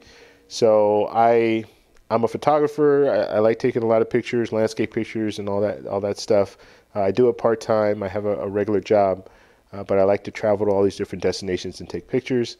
And I got to the point where I started figuring out how to do more budget travel so I can travel more destinations and take more pictures. And so that's how I got started, and that's what the channel's about. So we talk about travel on a budget. We talk about exploration, going to these different places, like to take pictures and all that. Then we talk about photography, so I will talk about camera gear as well. More travel related camera gear, and we'll do reviews on that as well. So if you like that type of content, please hit the subscribe button. And that's all I have for you guys today. Like I said, thank you guys for stopping by, and I'll talk to you guys next Sunday.